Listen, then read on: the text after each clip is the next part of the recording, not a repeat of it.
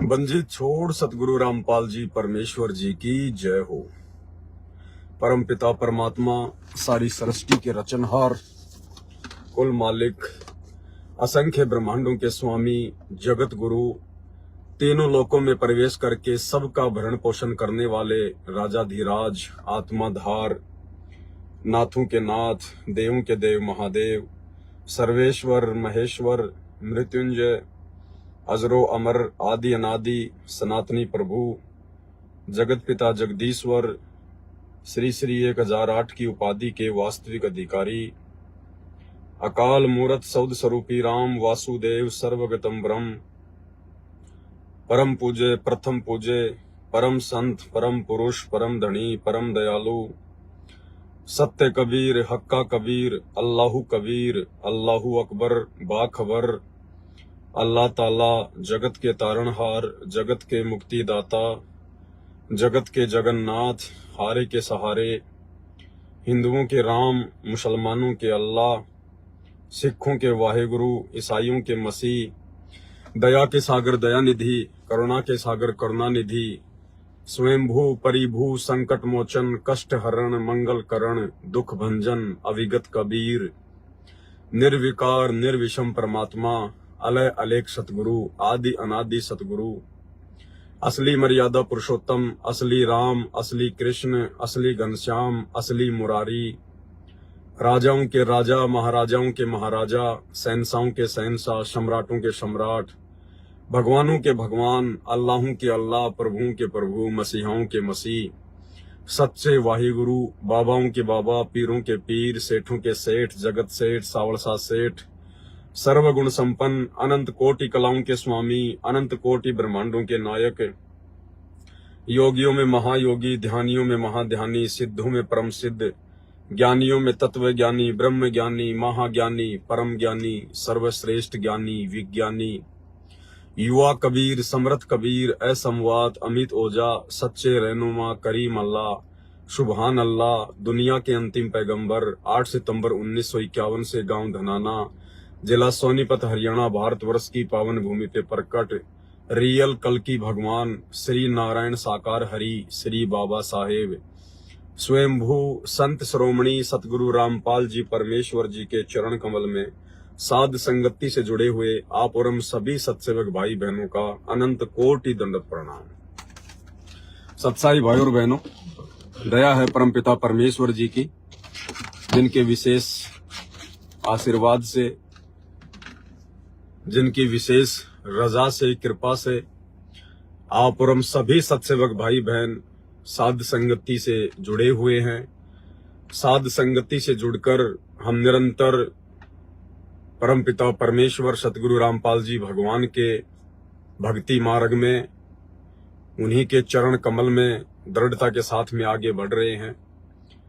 इस कलयुग की पिछली पीढ़ी में आप और हम सभी आत्माओं का ये परम सौभाग्य है, क्योंकि साध संगतियां केवल कलयुग की पिछली पीढ़ी में इस मोक्ष के प्राइम टाइम में ही परमात्मा शुरू करते हैं। आज से पहले के युगों में साध संगतियां नहीं होती हैं, क्योंकि आज से पहले जीवात्माओं के पूर्ण मोक्ष प्राप्ति का समय नहीं था। हम लोग अशिक्षित थे, शास्त्रों से अपरिचित थे और बहुत सारे रीजन थे, जिस कारण से परमात्मा ने साध संगतियों की आवश्यकता नहीं समझी। लेकिन वर्तमान में साध संगतियां ये गुरुदेव भगवान की एक विशेष रजा से है। हम ये तो नहीं कह सकते कि साध संगति के बिना कोई पार नहीं हो सकता, क्योंकि पार करने वाले तो परमात्मा है। तुम कर दो पल में पार, हो जा रजा तेरी, ये तो सतगुरु के हाथ में है। लेकिन सतगुरु भी अपनी एक जो प्लानिंग होती है उसी के अनुसार अपना सारा कार्य करता है। परमात्मा कलयुग की पिछली पीढ़ी में आकर परमात्मा भी उसी हिसाब से रिएक्ट करता है, एक आम व्यक्ति की भूमिका करता है, कुछ अनुयायी बनाता है, फिर उन सबके सहयोग से परमात्मा अपनी अन्य आत्माओं तक ज्ञान प्रचार करवाता है। तो ज्ञान प्रचार तो परमात्मा खुद भी कर सकते हैं, किसी भगत की क्या आवश्यकता है। लेकिन परमात्मा की कुछ प्लानिंग होती है, उसके अनुसार परमात्मा अपनी आत्माओं को भी कुछ सेवा देते हैं। अन्यथा 650 साल पहले ना ही तो कोई ज्ञान गंगा पुस्तक हुआ करती थी, ना ही कोई ज्ञान गंगा पुस्तक बांटने वाले भगत हुआ करते थे, ना कोई सोशल मीडिया थी, ना फेसबुक था, ना यूट्यूब था, ना कोई गाड़ी घोड़े थे। और समर्थ ने अपनी समर्थता के बलबूते पर यह दिखाया कि उस समय छुआछात कितने चरम पर थी।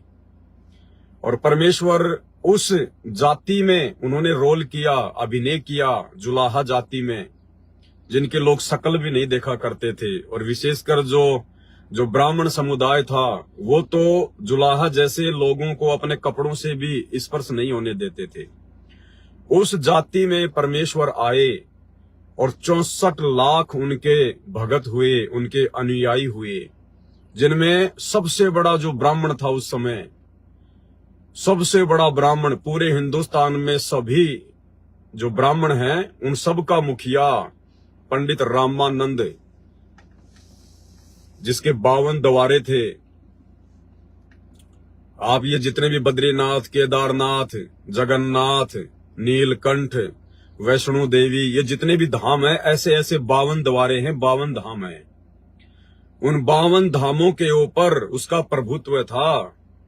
उसके अनुयायी वहां बैठकर सत्संग किया करते थे, पंडित रामानंद जी के अनुचर बनकर। इतना बड़ा पंडित था, ज्ञानी था, चारों वेदों को कंठस्थ याद कर रखा था। यानी हिंदुस्तान के ब्राह्मणों का मुखिया कह सकते हैं आध्यात्मिक दृष्टि से। परमात्मा ने अपने समर्थता के बलबूते पर उसको अपना पहला शिष्य बनाया था, पहला शिष्य। सर्वप्रथम उनको ही अपना पहला शिष्य बनाया था और फिर उन्हीं को अपना मुंह बोला गुरु बनाकर, दुनिया की नजरों में पंडित रामानंद जी को अपना मुंह बोला गुरु बनाकर फिर परमात्मा ने आगे अपना कार्य शुरू किया। तो परमेश्वर को तो किसी चीज की आवश्यकता नहीं है, लेकिन वर्तमान में अपनी प्लानिंग के तहत ये साध संगतियों की जो शुरुआत है, ये सतगुरु रामपाल जी परमेश्वर जी के विशेष आशीर्वाद से हुई है। ये परमात्मा की प्लानिंग का एक अहम हिस्सा है। और साध संगति से जुड़े बिना, यानी सतगुरु रामपाल जी परमेश्वर जी से उपदेश लेने के बाद में यदि आपको साध संगतियां प्राप्त नहीं होती है, यदि आप साध संगति से नहीं जुड़ते हैं, तो भाइयों और बहनों, इस कलयुग की बिचली पीढ़ी में हम भाई बहन पूर्णतया मोक्ष प्राप्त नहीं कर सकते हैं। ये परमेश्वर की सुनियोजित एक जो है प्लानिंग है। इसको चाहे वर्तमान में कोई माने ना माने, ये भगत के अपने विवेक और ज्ञान आधार के ऊपर है, क्योंकि जबरदस्ती तो परमात्मा किसी आत्मा पे अपना ज्ञान भी नहीं थोपता है। अन्यथा ये तो इतना समर्थ है, ये तो एक सेकंड में सबकी बुद्धि चेंज कर दे। फिर क्यों परमात्मा इतना समर्थ होते हुए भी पिछले 34 वर्षों से, सन 1994 से और वर्तमान 2024 तक, और उससे पहले भी परमात्मा 6 साल तक ज्ञान ही प्रचार किया करते थे, तो क्यों परमेश्वर की शरण में मुट्ठी भर लोग आए हैं? मुट्ठी भर। विश्व की जनसंख्या तो छोड़िए, अगर भारत की जनसंख्या के हिसाब से हम देखें तो मुट्ठी भर भी आत्माएं, यानी भारत की जनसंख्या के हिसाब से भी 1% लोग भी वर्तमान में संत रामपाल जी की शरण में नहीं है। तो समर्थ अपनी समर्थता के बलबूते पर उस प्रकार से अपना कार्य नहीं करेगा जिस प्रकार से 650 साल पहले उन्होंने चमत्कार दिखा के किए। वर्तमान में परमेश्वर ने ज्ञान आधार को अपना मुख्य हथियार के रूप में चुना है, और ज्ञान आधार परमेश्वर ने केवल साध संगतियों में दिया है। इसलिए भाई बहनों को साध संगतियों से जुड़ना अति आवश्यक है। इसलिए साध संगतियों से जुड़कर ही हम अपनी भक्ति को सफल कर सकते हैं, क्योंकि अगर सतगुरु रामपाल जी परमेश्वर जी की परमात्मा के रूप में पहचान करनी है तो साध संगति से जुड़ना अति आवश्यक है। ये कोई मान बढ़ाई नहीं है। आप लोग पिछले 8 वर्षों से देख चुके होंगे, जो लोग साध संगति से जुड़े हुए हैं उनको तो अच्छे से पता है कि हाँ, वास्तव में साध संगतियां क्या है। और सतलोक आश्रम मैनेजमेंट हरियाणा, गुरुदेव का परिवार, ये बड़े बड़े कोऑर्डिनेटर, मायाधारी मस्करे, ये क्या है। तो साध संगत वाले भाई बहनों को तो अच्छी तरीके से पता है, और बाकी लोगों को भी धीरे धीरे पता चल जाएगा। तो ये विशेष दया है परमात्मा की। आज हम जो लाइव आए हैं, एक भाई ने दास को मैसेज किया है, वो भी साध संगति से जुड़ा हुआ है और जहां तक मेरी जानकारी है वो पिछले 2 या 3 वर्षों से साध संगति से जुड़ा हुआ है। और भाई और बहनों, इसीलिए दास आप जी को बार बार कहता है कि भगत पे कभी भी विश्वास मत करना। ये ना सोचना कि ये तो साध संगति से जुड़ा हुआ है, ये तो पवन भगत जी के साथ में रहता था या पवन भगत जी के वर्तमान में साथ में रहता है। इस तरह की बातें सोच के यदि हम भक्ति का पैमाना सेट करेंगे तो हम लोग धोखा खा जाएंगे। दास आप भाई बहनों को सदा यही राय देता है कि भाई और बहनों, मुझ पवन दास की भी केवल उसी बात का अनुसरण करना, उसी बात को फॉलो करना जो बातें गुरुजी के ज्ञान आधार से आपको उचित लगे, जो आपकी आत्मा ज्ञान आधार से स्वीकार करे। अन्यथा मेरी हर बात को फॉलो करना किसी के लिए कंपलसरी नहीं है और ना मैं किसी से नाराज होता हूं कोऑर्डिनेटरों की तरह कि यदि हमारी बात नहीं मानी तो मुंह फुला लेंगे। दास केवल अपनी ड्यूटी निभा रहा है, अपना शिष्य धर्म अदा कर रहा है गुरुदेव की गैर हाजिरी में। कोई माने तो ठीक और ना माने तो ठीक। हमने केवल गुरुदेव के ज्ञान को देखकर चलना है। सत्संगों में जो गुरुजी ने कह दिया उस आधार से हमने अपनी कॉमन सेंस का प्रयोग करते हुए इस भक्ति मार्ग पर सफलता की ओर आगे बढ़ना है। तो किसी भी भगत भाई को देखकर आपने नहीं चलना है, क्योंकि साध संगतियों में भी काफी संख्या में लोग अब जुड़ने लगे हैं धीरे धीरे। सतलोक आश्रम मैनेजमेंट हरियाणा वालों की हरकतों को देख देख कर, उन आश्रमों में जा जाकर उनको मानसिक शांति नहीं है। उनके पास में पैसा तो है, उनका जो काम धंधा कारोबार है वो तो ठीक ठाक चल रहा है, क्योंकि भाई और बहनों, धर्म जो है, धर्म जो किया जाता है, परमात्मा कहते हैं धर्म तो 10 के नहीं 10 के तीनों लोग। खैरा इतमें खैर है कीजिए आत्म पोख। और परमात्मा कहते हैं कि सोया तो निष्फल गया, जाग्या सो फल ले, और साहिब हक ना राखसी, जब मांगो तब दे। तो इन आश्रमों में जा जाके जो धर्म भंडारे में सहयोग किया जाता है, ज्योति पाठ करवाया जाता है, तो धर्म के बदले परमात्मा धन तो देगा, लेकिन वो देगा किसको? जिसको मोक्ष नहीं चाहिए, जिसको केवल धन चाहिए धर्म के बदले में, दान के बदले में जिसको धन चाहिए, तो परमात्मा उसको धन तो खूब दे देगा। तो पैसा टका तो खूब मिल रहा है आश्रम वालों को, कोई दिक्कत नहीं, संगत को जो वहां जाके ज्योति पाठ वगैरह जो करवाती है। लेकिन भाई और बहनों, इस भक्ति को सफल बनाने के लिए जिन चीजों की आवश्यकता है वो चीजें उनको छटांग भी नहीं मिल रही है। सबसे पहले तो हमारे को मानसिक शांति चाहिए, आत्मिक संतुष्टि चाहिए, परमात्मा की भक्ति में आनंद आना चाहिए, परमात्मा के प्रति हमारे हृदय में प्रेम उमड़ना चाहिए, ज्ञान आधार, हर प्रकार की शंकाओं का समाधान। ये सारी चीजें उन आश्रमों में नहीं है, ना किसी कोऑर्डिनेटर के पास में है, ना गुरुजी के बेटा बेटी भाई बंधु रिश्तेदारों के पास में है। तो मोक्ष के लिए आत्मा को जिन चीजों की भूख है, प्यास है, वो चीजें उन आश्रमों में नहीं है। बाकी ज्योति पाठ वगैरह भाई बहन जो भी करवा रहे हैं, जैसा भी करवा रहे हैं, तो परमात्मा उनकी आस्था को बनाए रखने के लिए, भक्ति मार्ग पर उनको टिकाए रखने के लिए थोड़ा बहुत परमात्मा उनको लाभ वगैरह देता रहता है। लेकिन ये कब तक चलेगा?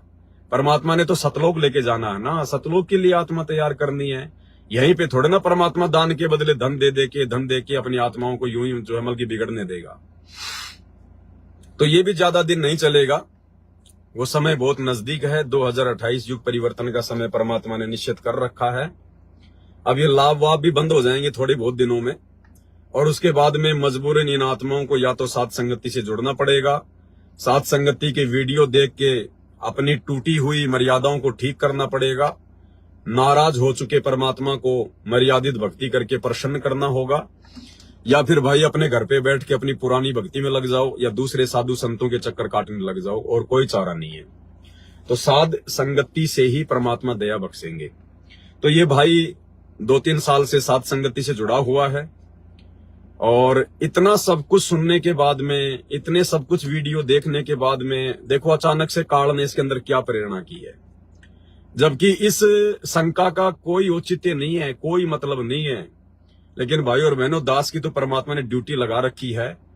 परमात्मा किसी भी आत्मा की किसी भी प्रकार की शंका का समाधान करवाएंगे। वो आत्मा कल को परमात्मा के सामने ये ना कहे कि परमात्मा मेरी इस शंका का समाधान नहीं हुआ था, इसलिए वो शंका चाहे जायज हो चाहे नाजायज हो, दास की तो ड्यूटी परमात्मा ने यही लगाई है। तो शंका का समाधान हम जरूर करेंगे। हो सकता है इस प्रकार की शंका हमारे और अन्य भगत भाई बहनों को भी हो, उनके मन में काल ने कोई प्रेरणा की हो, क्योंकि मन रूप में काल तो साथ में रहता है ना जीव के कर्म जो है वो बिगड़वाने के लिए। तो दास को परमात्मा ने प्रेरणा की, तो ये भाई की शंका है। इसमें भगत जी कह रहे हैं कि सतसाई भगत जी, दास को एक शंका है कि भगत जी आप पहले वाले वीडियो में कहते थे कि मैनेजमेंट के लोग संगत से पैसा लेकर अपना पर्सनल यूज में लेते हैं, जैसे अपने खाने के लिए, कपड़ों के लिए, तो वे गलत हैं। मगर भगत जी आप भी तो संगत की सेवा वाले पैसे का अपने पर्सनल यूज में यूज कर रहे हैं, तो क्या उससे संगत का सेवा का दुरुपयोग नहीं हो रहा है? समाधान कीजिएगा। ऐसे मेरी शंका नहीं, ऐसे मेरी ईर्ष्या नहीं, मेरी शंका समझिएगा। अब ईर्ष्या तो आप क्यों रखोगे मेरे से भाई? मैंने कौन सी आपकी भैंस खोल रखी है जो आप मेरे से ईर्ष्या रखोगे? अब शंका है, आपके मन में आई है, तो परमात्मा ने दास को प्रेरणा की है। देखो भाई बहन, परमात्मा कहते हैं जेता घट तेता मता, घट घट सोच विचार। जितनी खोपड़ियां होंगी उतने प्रकार के विचार उत्पन्न होते रहेंगे। तो भगत जी कह रहे हैं कि आप पहले तो वीडियो में कहा करते थे कि भाई मैनेजमेंट को दान धर्म का पैसा नहीं देना चाहिए, ज्योति पाठ का पैसा नहीं देना चाहिए, ये मैनेजमेंट वाले आपके पैसों का दुरुपयोग कर रहे हैं, आपके कर्म फोड़ रहे हैं। और वर्तमान में भगत जी आप जी भी कोई विशेष काम वगैरह नहीं करते हो, आप भी संगत के पैसों से सारा सब कुछ कर रहे हो, तो इसमें हम क्या समझें? क्या आप भी मैनेजमेंट वालों की श्रेणी में हो? तो ये शंका भाई को है। भाई और बहनों, पहले तो आपको दास क्लियर कर देता है, कुछ एक बातें हैं। परमात्मा अपने मिशन के लिए कुछ आत्माओं को निमित्त बनाता है, और परमेश्वर ने मौका देना पड़ता है उन आत्माओं को, भले वो आत्मा उस मिशन के अनुरूप कार्य करे या ना करे। परमेश्वर ने उस भगत की पिछले जन्म जन्मांतरों की भक्ति, त्याग, बलिदान, सेवा, दान धर्म के बदले में उस आत्मा को मौका देना पड़ता है।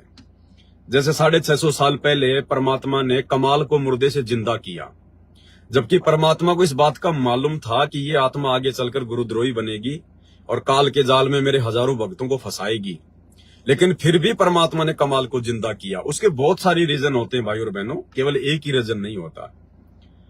तो उसका एक रीजन और था, क्योंकि बहुत सारे रीजन तो दास आपको बता चुका है कि कमाल के माध्यम से परमात्मा ने वर्तमान में अपने बेटा बेटी, भाई बंधु, रिश्तेदारों की असलियत भी बतानी थी कि जिस कमाल को परमात्मा ने मुर्दे से जिंदा किया, अपने बेटे की तरह पाला पोसा, आध्यात्मिक शिक्षा दी, और आगे चलकर वही उनके परिवार का मुख्य जो सदस्य था, जिसको बेटे की तरह पाला, वही उनका सबसे बड़ा शत्रु हो गया, वही काल का एजेंट बन गया।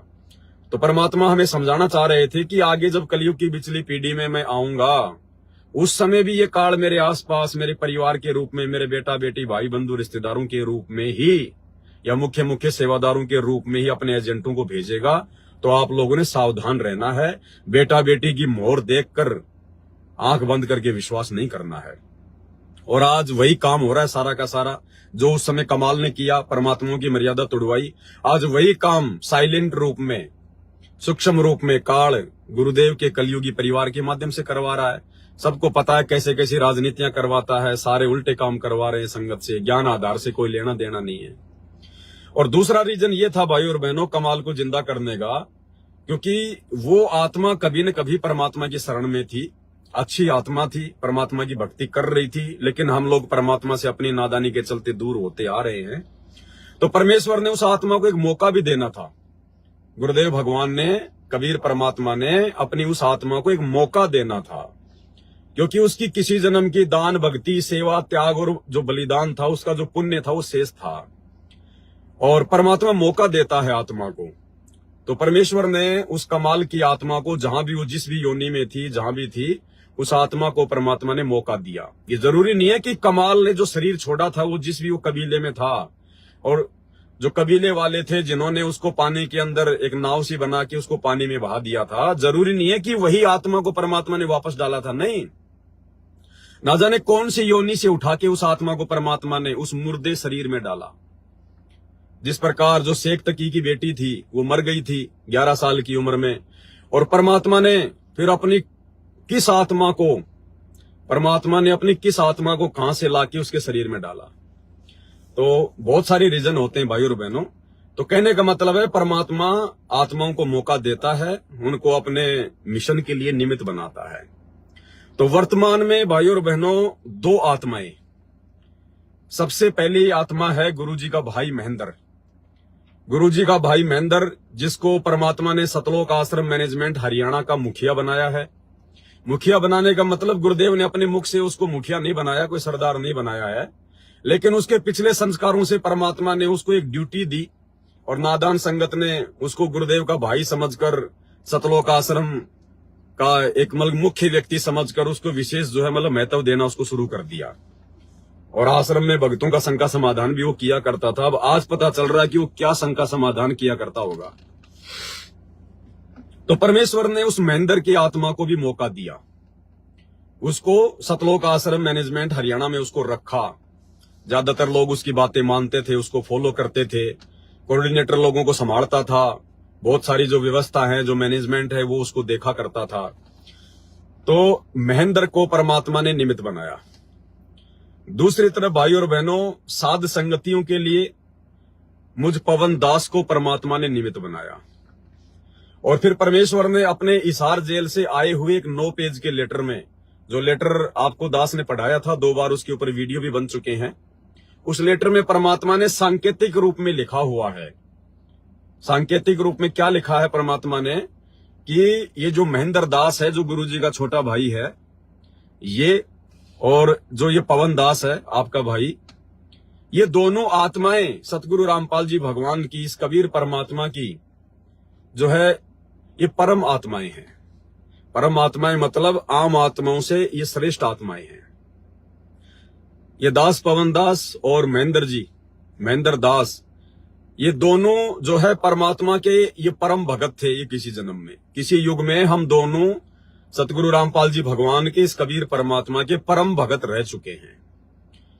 और मेरा और महेंद्र का, हम दोनों का 84 लाख योनियों में जन्म नहीं हुआ, जब से परमात्मा ने शरण में लिया है, जब से भी लिया होगा परमात्मा ने।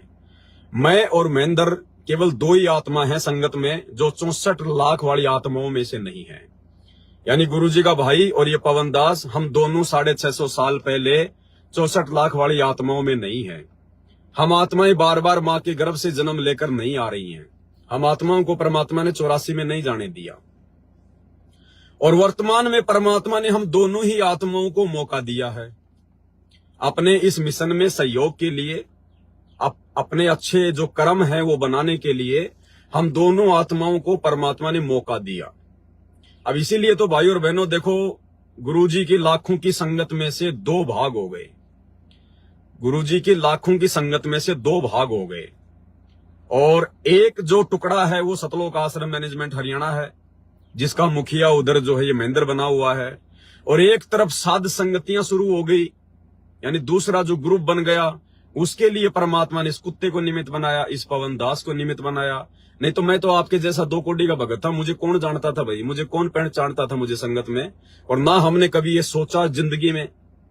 लेकिन भाई जो परमात्मा ने देना होता है वो परमात्मा देता है, जो मौका परमात्मा ने देना होता है परमात्मा देता है।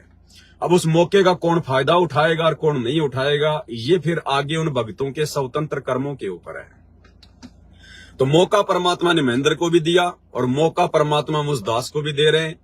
लेकिन महेंद्र के कोई माड़े कर्म, उसके कोई कमजोर संस्कार बीच में आ गए, जो इतनी अच्छी आत्मा होने के बावजूद भी काल का वर्तमान में मोहरा बन गई, काल के जाल में फंस गई, काल की चाल में फंस गई, काल के षड्यंत्र में फंस गया वो। और इस दास के ऊपर परमात्मा ने रजा कर दी, परमेश्वर ने दया बख्शी। दास को परमात्मा ने ज्ञान आधार से साध संगतियों के लिए निमित्त बना दिया। ये बातें मेरे द्वारा परमात्मा ने जो हजारों वीडियो बनवाए हैं, उनकी पुस्तकों के ऊपर, सत्संगों के ऊपर, साध संगतियों में जा जाके आप जी देख के भली भांति आकलन कर सकते हो। जबकि महेंद्र ने आज तक, महेंद्र ने नाम लिया था, महेंद्र ने तो अपने दादा गुरुजी से ही नाम ले लिया था, महेंद्र ने तो दादा गुरुजी से ही नाम ले लिया था। उसके बाद में जब सन 1994 में अपने पूज्य गुरुदेव जी को अपने मुंह बोले गुरुजी से नाम दीक्षा देने की आज्ञा हुई लीलामय रूप से, उसके बाद में गुरुजी ने फिर से महेंद्र को नाम दीक्षा दी।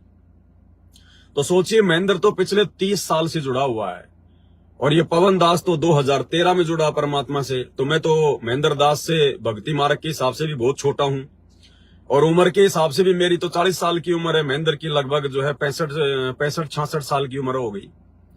तो हर प्रकार से वो मेरे से बड़ा ही है।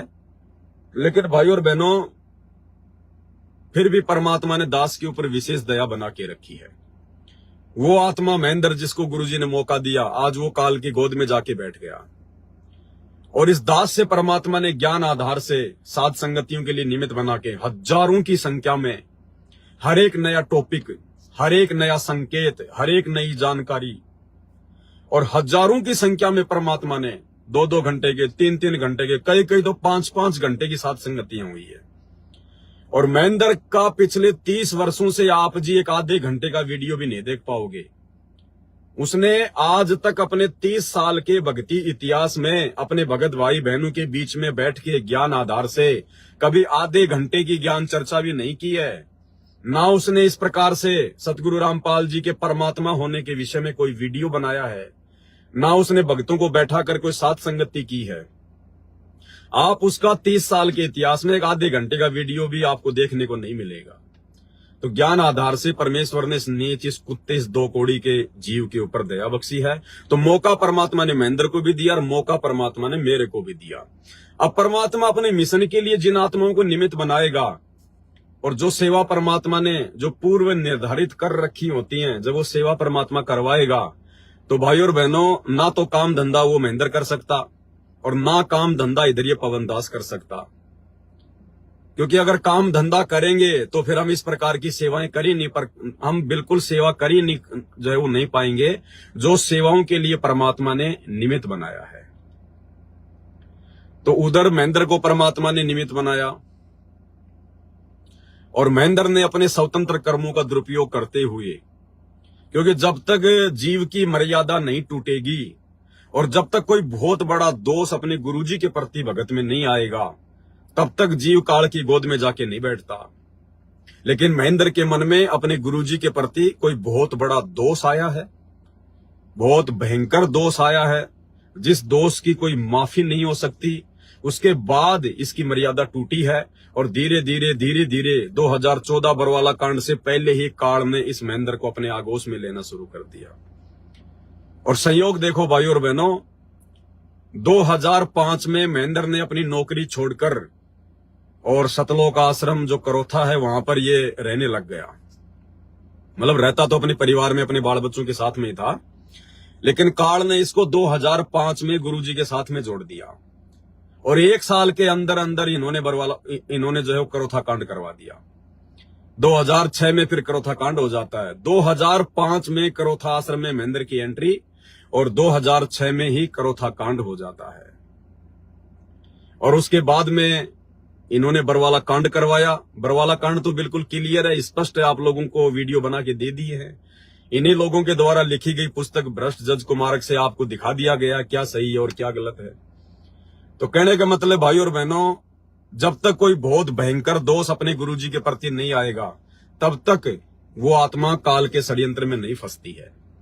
और महेंद्र के मन में कोई भयंकर षड्यंत्र आया है कोई भयंकर दोष आया है, और दोष कोई छोटा मोटा नहीं आया।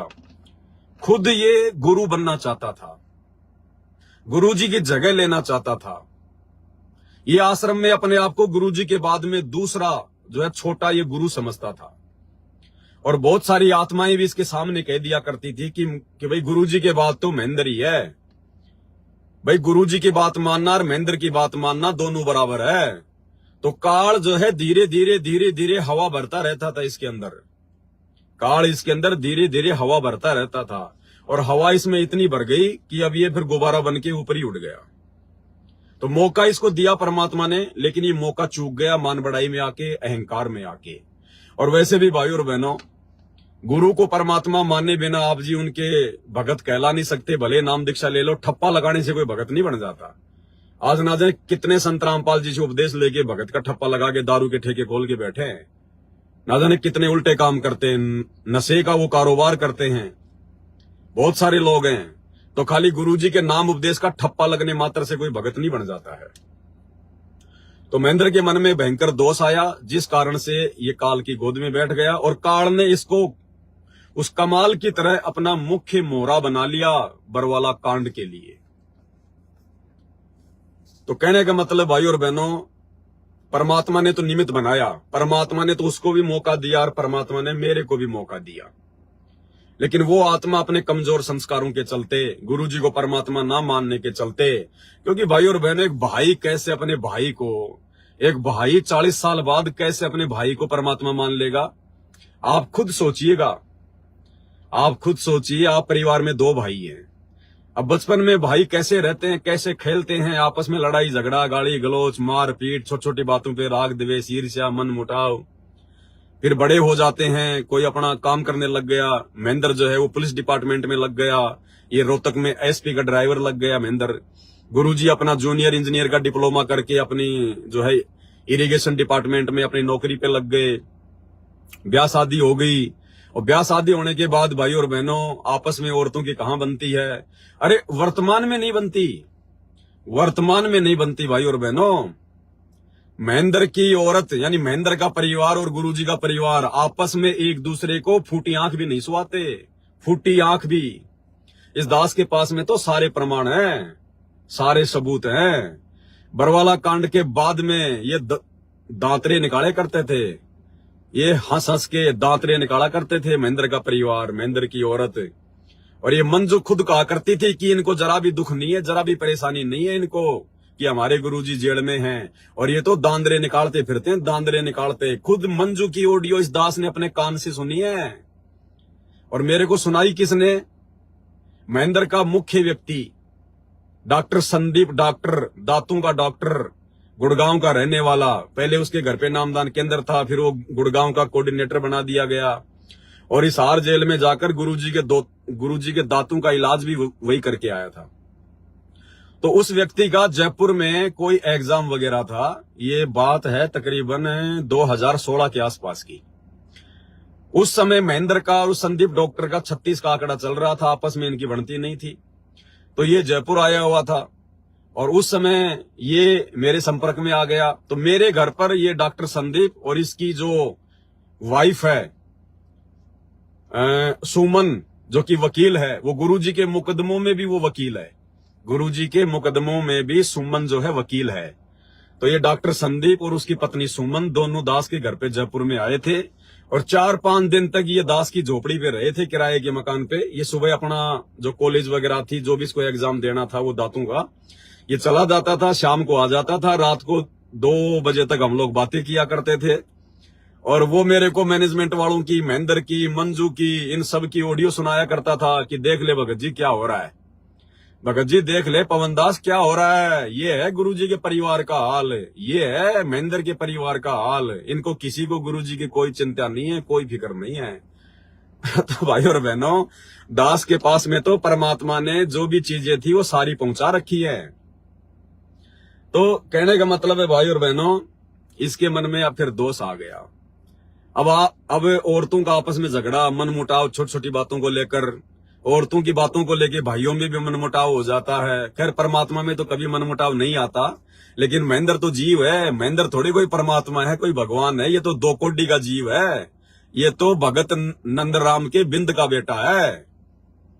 सतगुरु रामपाल जी तो परमात्मा है, वो तो मनुष्य चोले में लीला कर रहे हैं, वो तो प्रकट हुए हैं, वो तो एक लीला कर रहे हैं परमात्मा, एक परिवार में आने की, एक भाई बनाने की, एक माता पिता बनाने की। लेकिन महेंद्र थोड़ी परमात्मा है, ये तो 2 कोड़ी का चीकला है। तो महेंद्र के मन में क्यों ना दोष आएगा? और वही भाई फिर 40 साल बाद में जाके कह दे कि भाई ऐसे ऐसे मैं तो जगत गुरु हूं, तत्वदर्शी संत हूं, मेरे को तो परमात्मा ने पूरे विश्व का उद्धार करने के लिए नियुक्त किया है। भाई वो महेंद्र कभी जिंदगी में नहीं मान सकता कि ये परमात्मा होगा, ये भगवान होगा, ये कबीर होगा, ये अवतार होगा, जिंदगी में नहीं मान सकता। और ये सबसे बड़ी कमजोरी, यानी गुरुजी के परिवार में पैदा होना इस महेंद्र के लिए सबसे बड़ा अभिशाप। सतगुरु रामपाल जी का बेटा बेटी बन के पैदा होना समाज के हिसाब से, संत रामपाल जी के माता पिता की भूमिका निभाना, संत रामपाल जी के रिश्तेदारों की भूमिका निभाना, भाई और बहनों, ये सबसे बड़ा अभिशाप है, सबसे बड़ा अभिशाप है। जो मूर्ख भगत हैं, जिनको ज्ञान नहीं है, वो तो ये सोच के बड़े खुश होते हैं कि यार गुरुजी का बेटा, गुरुजी की बेटी, गुरुजी के पोते पोतियां, जबकि आध्यात्मिक दृष्टि से वो सबसे गई गुजरी आत्मा है। यानी वो परमात्मा प्राप्त नहीं कर सकती वो आत्मा इसी जन्म में। हाँ, वो मान बढ़ाई प्राप्त कर सकती है, ऊंचा कोई पद प्राप्त कर सकती है, भक्तों में वो कैप्टन बन सकता है, सरदार बन सकता है, कोऑर्डिनेटर बन सकता है, लेकिन वो आत्मा परमात्मा प्राप्त नहीं कर सकती। तो गुरुजी के परिवार के रूप में पैदा होना, ये सबसे बड़ा अभिशाप है इस आत्मा को। और इस दास पे परमात्मा ने दया बख्शी। दास ने अपने से 400-500 किलोमीटर दूर पटक दिया। परमात्मा आए हरियाणा में, दास को हरियाणा के बॉर्डर पर जन्म दे दिया। राजस्थान के झुंझुनू जिले में इस पवन दास को परमात्मा ने जन्म दे दिया। और महेंद्र, जो कि अच्छी आत्मा थी परमात्मा की, मालिक का वो परम भगत था, लेकिन कोई पिछला संस्कार, कमजोर संस्कार, उसको परमात्मा ने अपने पास में जन्म दे दिया। अब परमात्मा के पास में जन्म लेना कितने सौभाग्य की बात है। लेकिन अगर परमात्मा को नहीं पहचाना, परमात्मा को नहीं जाना, भगवान की दृष्टि से नहीं देखा, तो उससे ज्यादा मतलब निकम्मी आत्मा फिर और कोई दूसरी नहीं हो सकती। तो कहने का मतलब भाई और बहनों, देखो, जब परमात्मा ने दोनों आत्माओं को और अलग अलग मिशन के लिए नियुक्त किया है, तो ना तो काम धंधा वो महेंद्र कर सकता। अब वो महेंद्र अगर कोई फैक्ट्री में काम करने लग जाए 8 घंटे 10 घंटे, अगर कोई पानी पतासी का ठेला लगाने लग जाए, तो आप लोग भूल जाना कि वो ये जो आश्रम वगैरह होते हैं, इनकी सारी व्यवस्था ठीक ठाक संभाल लेगा, सारा काम कर लेगा, नहीं कर पाएगा। और ये पवन दास अगर इसी प्रकार से अगर 8-8 10-10 घंटे अगर फैक्ट्री में जाके काम करेगा, तो फिर रात को 3 घंटे खड़ा होकर वीडियो नहीं बन सकते, कमर जवाब दे जाएगी काम धंधा करते करते। और भी बहुत सारी बातें भाई और बहनों। तो परमेश्वर ने दोनों आत्माओं को निमित्त बनाया। तो भाई काम धंधा, जो भगत की शंका है ना कि भाई वो भी संगत के जो पैसे हैं उन्हीं से अपना गुजारा कर रहे हैं, आप भी संगत के पैसों से गुजारा कर रहे हो, फिर आप दोनों में अंतर क्या है? तो भगत को ये शंका हो गई। अंतर ये है भगत जी कि आप लोगों को सेवा के बदले रिटर्न क्या मिल रहा है, ये सबसे महत्वपूर्ण पॉइंट है। यानी जो लोग सतलोक आश्रमों में ज्योति पाठ और दान का पैसा दे रहे हैं, उन लोगों को जिस भी प्रकार से सहयोग कर रहे हैं, तो उस संगत को उन आश्रमों से रिटर्न क्या मिल रहा है? कुछ भी रिटर्न नहीं मिल रहा, कुछ भी। और साध संगति में जो भाई बहन आवश्यकता पड़ने पर सेवा में सहयोग करते हैं, क्योंकि हम लोग ज्योति का पैसा नहीं लेते, ना हम कोई ज्योति करते, ना हम लोग किसी से पाठ प्रकाश का पैसा लेते, ना हम कोई पाठ प्रकाश करते, क्योंकि ये गलतियां तो हम कर नहीं सकते। परमात्मा ने सोच समझ कर दास को साथ संगतियों के लिए खड़ा किया है। हमारे पास में भगत भाई बहन थोड़ा बहुत जो भी सेवा देते हैं, वो सेवा भी उस समय देते हैं जब दास मैसेज डालता है कि भाई ये परमात्मा की सेवा है। आप सबके सामने वो सेवा भी रखी जाती है कि भगवान अब ये सेवा करवा रहे हैं, आने वाले दिनों में ये सेवा शुरू हो रही है। और जब भाई बहन जब ज्ञान आधार से विचार करते हैं कि हाँ भाई इस सेवा में तो हम सब ने सहयोग जो है करना ही करना चाहिए, उसके बाद वो अपनी मर्जी से सहयोग करते हैं। हम कोई डरा के धमका के गुरुद्रोही हो जाएगा, आश्रम में नहीं आने देंगे, हम इस प्रकार के ये ड्रामेबाजी करके हम किसी से सेवा नहीं लेते, अपनी मर्जी से देते हैं जो भी देता है वो। और वो सेवा फिर सबकी आंखों के सामने होती है। तो मैनेजमेंट वाले संगत को रिटर्न क्या दे रहे हैं? सबसे अहम बात यह है, अगर ये लाखों की संगत अगर लाखों में ज्योति पाठ अगर करवा रही है, 21-21 हजार का पाठ, यानी करोड़ों रुपया हर समागम में सारा खर्चा पिर्चा काट के सतलोक आश्रम मैनेजमेंट हरियाणा को प्रॉफिट के रूप में मिलता है। अब आप भाई बहनों की ज्योति पाठ और दान और 10वें अंश के बदले और जो सेवा आप जी वहां जा जाके कर रहे हो अपनी मूर्खता में, अज्ञानता में, आपको उसके बदले में मिल क्या रहा है? सिवाय आपकी मर्यादा तुड़वाने के कुछ नहीं मिल रहा। आप ही का जूता आप ही के सिर पे मारा जा रहा है। आप लोगों से गंदी राजनीतियां करवाई जाती हैं। आप जिन आश्रमों में जाके दान धर्म दे रहे हैं ना अपने आत्म कल्याण के लिए, तो आपके उस पैसे के बदले, आपकी सेवाओं के बदले, आपके ज्योति पाठ के बदले आप लोगों से मर्यादा तोड़वाई जाती है। 2019 में इसी आश्रम वालों ने, इसी महेंद्र ने, क्योंकि मुखिया वर्तमान में महेंद्र ही है, मुखिया वर्तमान में मैनेजमेंट का महेंद्र ही बना हुआ है।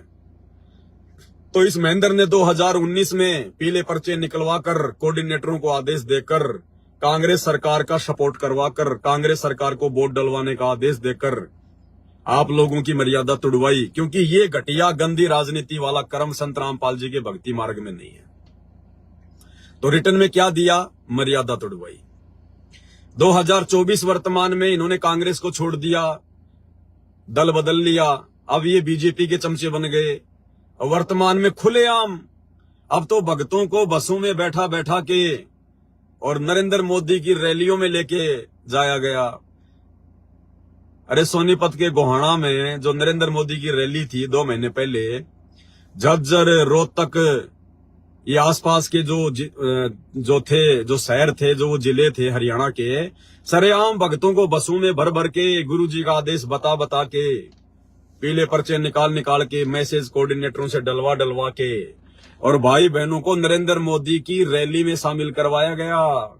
बीजेपी को वोट डलवाए गए, आपकी मर्यादा तोड़वाई गई। आपको रिटर्न क्या मिल रहा है? आप ही का जूता आप ही के सिर पे मारा जा रहा है। फिर इन्होंने धनाना गांव वालों के लिए बैडमिंटन का स्टेडियम बना दिया, आप ही का जूता आप ही के सिर पे मार दिया, आप ही के पैसे का दुरुपयोग किया। क्यों किया? क्योंकि गलती आपकी है। गुरुजी तो कहते हैं गुरु बिन माला फेरते, गुरु बिन देते दान, गुरु बिन दोनों निष्फल है, चाहे पूछो वेद पुराण। ये आप लोगों की गलती है। 2014 बरवाला कांड के बाद से परमात्मा संगत की परीक्षा ले रहे हैं। आप लोग परीक्षा में फेल होते जा रहे हो।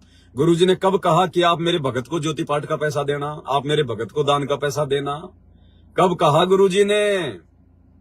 कब कहा गुरुजी ने कि आप किसी भी कुपात्र को ज्योति पाठ का पैसा दे दो? कब कहा गुरुजी ने कि मेरे से आज्ञा लिए बिना आप जी किसी को भी पाठ करवा दो? तो जितने भी लोग पाठ करवा रहे हैं हिसार जेल में जाके, कौन आदेश लेके आया परमात्मा के? ये परीक्षा चल रही है। तो आप ही का जूता आपके सिर पे, आपके ज्योति पाठ के 50 लाख रुपए से धनाना गांव के बच्चों के लिए और बैडमिंटन का स्टेडियम बना दिया जाता है, सिर्फ और सिर्फ इसलिए। ये मर्यादा परमात्मा की केवल इसलिए तोड़वाई गई ताकि धनाना गांव में इन्होंने जो आश्रम का काम शुरू कर रखा था, ताकि धनाना गांव वाले इनसे खुश रहें। आश्रम के निर्माण कार्य में किसी प्रकार का कोई ऑब्जेक्शन धनाना गांव वाले ना करें, क्योंकि पूरा गांव गुरुजी के विरोध में है ना, कि हमारे गांव का नाम बदनाम कर दिया संत रामपाल जी ने जेल में जाके देशद्रोह का मुकदमा लगवा के। तो इनको डर था, इनको भय था, तो इन्होंने अपनी तरफ से और गांव वालों के लिए संगत के ज्योति पाठ और दान के पैसे से 50 लाख का स्टेडियम बना दिया। जबकि आपके गुरुजी के नियम क्या हैं? गुरुजी तो ताश कोई खेल रहा है, वहां बैठना भी नहीं है, सहयोग भी नहीं करना है, मोबाइल में वीडियो गेम भी नहीं खेलना है, जुआ वगैरह कुछ नहीं खेलना है। अगर कोई कबड्डी वॉलीबॉल कुछ भी खेल रहा है, आपने खड़ा होके देखना भी नहीं है, वो भी उसके समर्थन में आ जाता है, उसके सहयोग में आ जाता है, भीड़ इकट्ठा करना। जबकि इन लोगों ने तो खुद के पैसों से, यानी संगत के पैसों से, और इन्होंने अपने कोई बाप दादाओं की जमीन बेच के थोड़ी बनाया है। इस महेंद्र ने अपनी औरत के गहने बेच के थोड़ी बनवाया स्टेडियम। आप भाई बहनों के गहने बिकवा कर, आप भाई बहनों के जेवरात बिकवा कर, आप भाई बहनों को ज्योति पाठ के लिए उकसा कर, और उन पैसों से इन्होंने ये सारे कुकर्म किए। तो आप संगत का जूता आप संगत वालों के सिर पर, ये आपको रिटर्न मिल रहा है।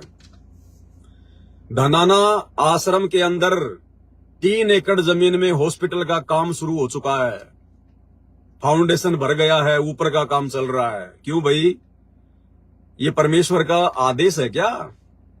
क्या आपको लगता है आपका गुरु भगवान, जो गुरु भगवान अपनी भक्ति की शक्ति से, अपने आशीर्वाद से दुनिया के असाध्य रोग काट रहा है, बड़े बड़े हॉस्पिटल, बड़े बड़े डॉक्टर जब हाथ खड़े कर देते हैं तो संत रामपाल जी की शरण में आकर भगत अपना इलाज करवाते हैं फ्री में, ना कोई ऑपरेशन, ना कोई गोली दवाई, कुछ नहीं, सिर्फ गुरुजी आशीर्वाद देते ही और थोड़े दिनों में भक्ति करने से वो रोग गायब। क्या वो गुरु 3 एकड़ जमीन में इतना बड़ा, 3 एकड़ यानी कम से कम 9-10 बीघा, क्या इतना बड़ा हॉस्पिटल बनवाएगा? क्या संत रामपाल जी की भक्ति में अब वो शक्ति नहीं रही क्या? क्या अब संत रामपाल जी के आशीर्वाद से, उनकी भक्ति से रोग ठीक नहीं होते क्या? तो भाई और बहनों, आपका जूता आपके सिर पे। गुंडों की सीबीआई जांच में समर्थन करना, 5 लाख रुपए आपकी ज्योति पाठ का राजपूत करणी सेना को चंदे के रूप में देना, आप भाई बहनों का जूता आप ही के गले में डाल दिया, गधा बना दिया संगत को, गधा। बताओ क्या मतलब था हमारा? गुंडों का और भक्तों का क्या मेल भाई? लेकिन गुंडे लोग तो गुंडू से मेल रखेंगे। अरे गुंडों का तो गुंडू से मेल होगा और भक्तों का भक्तों से मेल होगा। तो सतलोक आश्रम मैनेजमेंट हरियाणा ने राजस्थान के एक गैंगस्टर जो कि 4-5 साल पहले पुलिस एनकाउंटर में मारा गया था, आनंदपाल सिंह, उसकी सीबीआई जांच का समर्थन उसके समाज के लोग कर रहे थे, राजपूत समाज के लोग, राजपूत करणी सेना वाले। जबरदस्ती एपी सिंह वकील ने, क्योंकि एपी सिंह वकील भी राजपूत है और एपी सिंह वकील उस गैंगस्टर का मुकदमा लड़ रहा था, इधर से एपी सिंह संत रामपाल जी का मुकदमा लड़ रहा था। एपी सिंह ने दोनों के आपस में दोस्ती करवा दी, मित्रता करवा दी और महेंद्र से कह दिया कि महेंद्र जी आप तो इस मूर्ख संगत को पीछे लगाकर आनंदपाल की सीबीआई जांच का समर्थन करवाओ और इधर से राजपूत करणी सेना वाले आपके गुरुजी के समर्थन में आ जाएंगे, संत रामपाल जी की सीबीआई जांच के समर्थन में आ जाएंगे। और इस मतिहीन व्यक्ति महेंद्र ने थोड़ा सा भी दिमाग ना लगाकर, थोड़ी सी भी कॉमन सेंस का प्रयोग ना करके और झट से अपने आप को संत रामपाल जी के बाद में संगत का सतगुरु समझते हुए और तुरंत इसने फैसला ले लिया। और जब राजस्थान के अजमेर में रैली थी राजपूत करणी सेना की 2018 में, तो वो एलडी जोधपुर वाला जो कि ये राजस्थान के सोजत वाले आश्रम में रहता है, वो पहुंच गया वहां 5 लाख रुपए का चेक लेके और उन राजपूत करणी सेना वालों को, उसी दादा सुखदेव सिंह गोगा मेडी को जो इनका दादा था, जो अभी साल भर पहले जो गोलियों से भूनकर जिसको मार दिया गया है, उसको 5 लाख रुपए दिए। तो संगत का जूता संगत के सिर पे। और इसके अलावा आपको कितने कुकर्म गिराए भाई और बहनों, आप सबको पता है। गांव वालों के लिए रोडे ठीक करवाना, गांव वालों के लिए बसें चलाना फ्री में, एम्बुलेंस चलाना। अरे क्यों चला रहे हो फ्री में एम्बुलेंस गांव वालों के लिए? क्यों गांव वालों के लिए फ्री में बसें चला रहे हो? क्यों संगत के ऊपर उन गांव वालों का भार चढ़ा रहे हो? क्या भार नहीं चढ़ेगा क्या? गुरुजी ने कम मना किया फ्री में देने के लिए। क्यों संगत को बेचारी को जो है ऋणी बना रहे हो? क्यों संगत को बांध रहे हो काल के झांसे में? अब ये संगत की भी कमजोरी है भाई। तो कहने का मतलब है सतलोक आश्रम मैनेजमेंट हरियाणा ने आप लोगों को रिटर्न क्या दिया? सिवाय आपकी मर्यादा तोड़वाने के आपको कुछ भी नहीं दिया। और दूसरी तरफ इस दास को परमात्मा ने सात संगति के लिए निमित्त बनाया और सात संगति में ना कोई ज्योति का पैसा लिया जाता, ना कोई पाठ प्रकाश का पैसा लिया जाता, ना कोई आश्रम बनाने के लिए किसी से कोई जमीन ली जाती है। हल्का फुल्का सात संगति में तो सब ऐसे टूटे फूटे भाई बहन है। कोई 10 रुपए देता है, कोई 1000, कोई 2000, कोई 5000, एक आध बेचारा कोई 50,000, कोई लाख रुपए कोई किसी ने कोई दे दिए। और है कौन बताओ सात संगति में? ना हम कोई इतनी बड़ी सेवाओं का फालतू में को ठेका लेते, ना हम कोई गुंडों की सीबीआई जांच के समर्थन में जाते, ना हम राजनेताओं से तालमेल रखते। हमारा तो एक ही नेता है, सतगुरु रामपाल जी भगवान।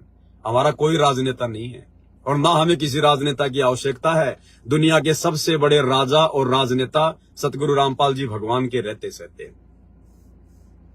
तो भाई बहन छोटी मोटी सेवाओं के लिए जो सेवा उनको पहले बताई जाती है, फिर वो सोच समझ कर सेवाओं में सहयोग करते हैं।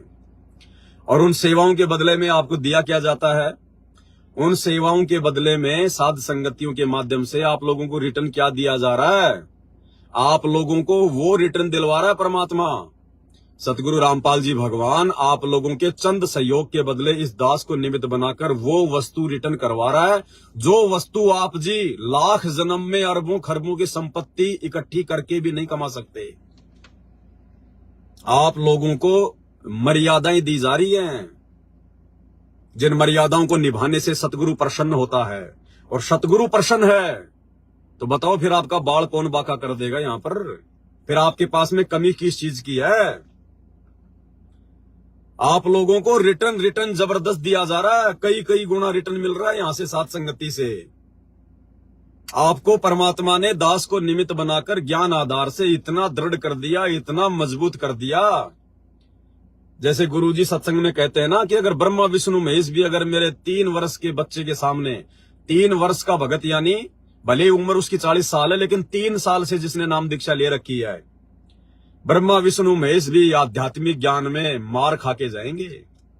तो वो केवल परमात्मा ने साध संगतियों में तैयार किए हैं वो भगत है, इन आश्रमों में नहीं है वो भगत है। इनको तो यहाँ के राजनेता ही जो है मतलब गुल्लाबादी खिला रहे हैं। ये सतलोक आश्रमों से जुड़े हुए भाई बहन ब्रह्मा विष्णु महेशकार, इनका तो क्या सामना करेंगे। इनको तो ये महेंद्र जैसे 2 कोड़ी के जीव, इनके कोऑर्डिनेटर, ये 2 कोड़ी के जीव ही इनको राजनीति में, इनको जो है वो गुल्लाबादी बचपन में हम कहते थे, जैसे आपस में मतलब जमीन में लोट मारना, उसको कहते थे गुल्लाबादी। तो इनको तो महेंद्र जैसे 2 कोड़ी के जीव ही जो है गुल्लाबादी खिला रहे हैं। तो ब्रह्मा विष्णु महेश से टकराने की कहां औकात है इन बेचारे आश्रम वालों की। 2 कोड़ी के राजनेताओं की रैलियों में आप लोगों से धक्के खलवाए जा रहे हैं। तुम कहां से ब्रह्मा विष्णु महेश से टक्कर ले लोगे ज्ञान आधार से? मर्यादा तुम्हारी एक भी नहीं है, तुम्हारे गुब्बारे में हवा है नहीं और तुम उड़ने की सोच रहे हो चांद पे, कैसे पहुंच जाओगे भाई? तो परमात्मा ने इधर साध संगतियों से थोड़ी बहुत सेवाओं के बदले, जिसने भी जैसा की है, परमात्मा ने ज्ञान आधार से उन आत्माओं को लोहा बना दिया, लोहा। आज ब्रह्मा विष्णु महेश भी ज्ञान आधार से मुंह की खा के जाएंगे अगर आ गए तो। काल ने कितने प्रयास किए हम भाई बहनों को तोड़ने के लिए। काल ने अपने एजेंटों के माध्यम से कितने कुप्रयास करवाए, साध संगतियों में आके लड़ाई झगड़े करवा के, या वैसे भी हम भाई बहनों के ऊपर मुकदमे करवा के, जेल करवा के, मारपीट के माध्यम से। ये कौन कर रहा था? ये काल ही तो कर रहा था। अरे वो स्वयं तो आता नहीं और अपने एजेंटों के माध्यम से तो सारे काम करवाएगा। तो काल के एजेंट वर्तमान में गुरुजी का परिवार बना हुआ है, कोऑर्डिनेटर बने हुए हैं।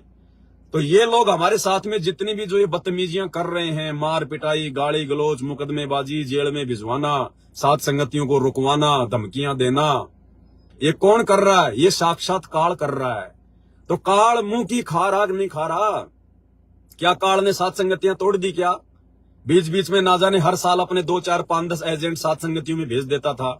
वो मेरे पास में साथ संगतियों में बैठा करते थे। लोग सोचते थे यार ये तो बहुत अच्छा भगत होगा जो पवन भगत जी के साथ बैठा है। और वही काल के एजेंट फिर 10, 15, 20 आत्माओं को तोड़ के ले जाते थे। लेकिन क्या उन्होंने साथ संगतियां बंद करवा दी? क्या उनकी वजह से साथ संगतियां रुकी?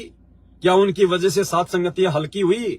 दास के जेल से आने के बाद इतनी वीडियो बन गई जितनी वीडियो तो दास पिछले 7 साल में नहीं बना पाया। दास के जेल से बाहर आने के बाद में साथ संगति से जुड़कर भाई बहन इतने दृढ़ हो गए जितने पिछले 7 साल में नहीं हो पाए। तो काल उनको नहीं तोड़ पाया, काल उनको डगमग नहीं कर पाया। तो ये रिटर्न दिया परमात्मा ने हमें चंद सेवाओं के बदले, साथ संगतियों से जोड़कर। ये रिटर्न आपको उधर नहीं मिलेगा, ये परमात्मा ने साथ संगतियों से दिलवाया। मर्यादा और भक्ति से बढ़कर कोई प्रतिफल नहीं है। और यही 2 चीजें, मर्यादा और भक्ति, हमारे को सतलोक लेके जाएगी। अन्यथा हम तो वैसे जीवे जैसे हम पहले के युगों में थे। फिर आज से पहले हम सतलोक क्यों नहीं जा पाए? क्योंकि हमारे पास में मर्यादा और भक्ति नहीं थी। मर्यादा और भक्ति के बाद में सबसे बड़ी जो चीज है पूर्ण मोक्ष के लिए, वो है गुरु को ही परमात्मा मानना। अब ये गुरु को परमात्मा मानने वाली जो रिहर्सल है, ये केवल साध संगतियों में है, उन आश्रमों में नहीं है। उन आश्रमों में तो गुरु को केवल जीव माना जाता है। गुरु जी का तो केवल जन्मदिन मनाया जाता है। गुरु जी को तो 2 कोड़ी का जीव माना जाता है, उनका जन्मदिन मना दिया जाता है 8 सितंबर को। और सात संगतियों में गुरु जी को परमात्मा माना जाता है। उन लोगों की हिम्मत नहीं है कि वो कबीर जी की समझे जाने वाली दाढ़ी मूछ वाली नकली फोटो को फाड़ सकें, अपने दिल से उतार सकें और अपने गुरु जी को अपने दिल में कबीर जी के रूप में बैठा सकें। उन लोगों की औकात नहीं है, उनमें हिम्मत नहीं है, उनके संस्कार इतने मजबूत नहीं है। और इधर सात संगतियों के माध्यम से परमात्मा ने हजारों वीडियो बनवाए, हजारों भाई बहन अपना छोटा छोटा वीडियो बना के ज्ञान आधार से उस दाढ़ी मूछ वाली कबीर जी के समझे जाने वाले कागज की फोटो को फाड़ फाड़ के वीडियो बना के फेंक रहे हैं, फाड़ फाड़ के। जबकि भाई और बहनों, हिंदुस्तान में श्री राम, श्री कृष्ण, इन सबसे ज्यादा जो भगत हैं वो कबीर जी के भगत हैं। क्या कोई ऑब्जेक्शन हुआ? 2-4 ने आवाज उठाई थी, हमारे खिलाफ अखबारों में भी एड निकलवाई, रैलियां भी निकाली, पवन दास को फांसी दो, पवन दास को फांसी दो। बहुत सारे राजनेताओं के माध्यम से भी, बड़े बड़े वकीलों के माध्यम से भी, और सतलोक आश्रम मैनेजमेंट हरियाणा वाले भी जाके उनका सपोर्ट कर रहे हैं कि हाँ पवन दास को फंसाओ।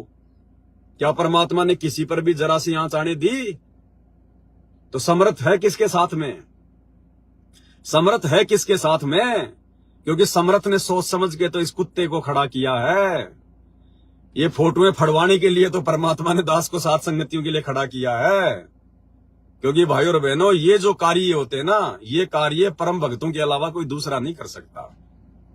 हालांकि मेरा इसमें कोई श्रेय नहीं है, मेरा कोई योगदान नहीं है। मैं ये बात तो आप लोगों को आज बता रहा हूं कि भाई गुरुजी ने इस दास को अपने परम भगत के रूप में सेवा दी है और उधर महेंद्र को अपने परम भगत के रूप में सेवा दी है। केवल ये दो ही आत्माएं हैं, लेकिन उसने अपने कर्म फोड़ लिए, दास पे परमात्मा ने दया बख्श दी। तो मेरे को तो ये बात 2019 से पता है, क्योंकि वो हिसार जेल से 9 पेज का जो लेटर है जिसमें परमात्मा ने संकेत कर रखा है कि ये महेंद्र और पवन दोनों मेरे परम भगत हैं। ये काशी में नहीं थे 650 साल पहले। इनको परमात्मा ने मिनी सतलोक में बीज रूप में जो है वो बैठा रखा था, और इस कलयुग की पिछली पीढ़ी में परमात्मा ने दोनों को धरती पे पटका है। तो दास को तो ये बात 2019 से पता है। क्या आपने कभी मेरे अंदर कोई घमंड, कोई अहंकार इस बात का, क्या आज से पहले कहीं कोई जिक्र आपने सुना? नहीं सुना। लेकिन अब ठीक का समय आ गया तो दास ने आपको बताना पड़ रहा है ये सारी बातें। अब भाई 100 रुपए का नोट अगर ये कहे कि मैं 100 रुपए का नोट हूं, मेरी औकात 100 रुपए की है, 100 रुपए तक की कोई भी वस्तु मैं आपको जो है मेरी जो कीमत के बदले में आपको जो है दिलवा सकता हूं, तो उसमें गलत नहीं है, झूठ नहीं है, अहंकार नहीं है, क्योंकि उसकी कीमत 100 रुपए की है।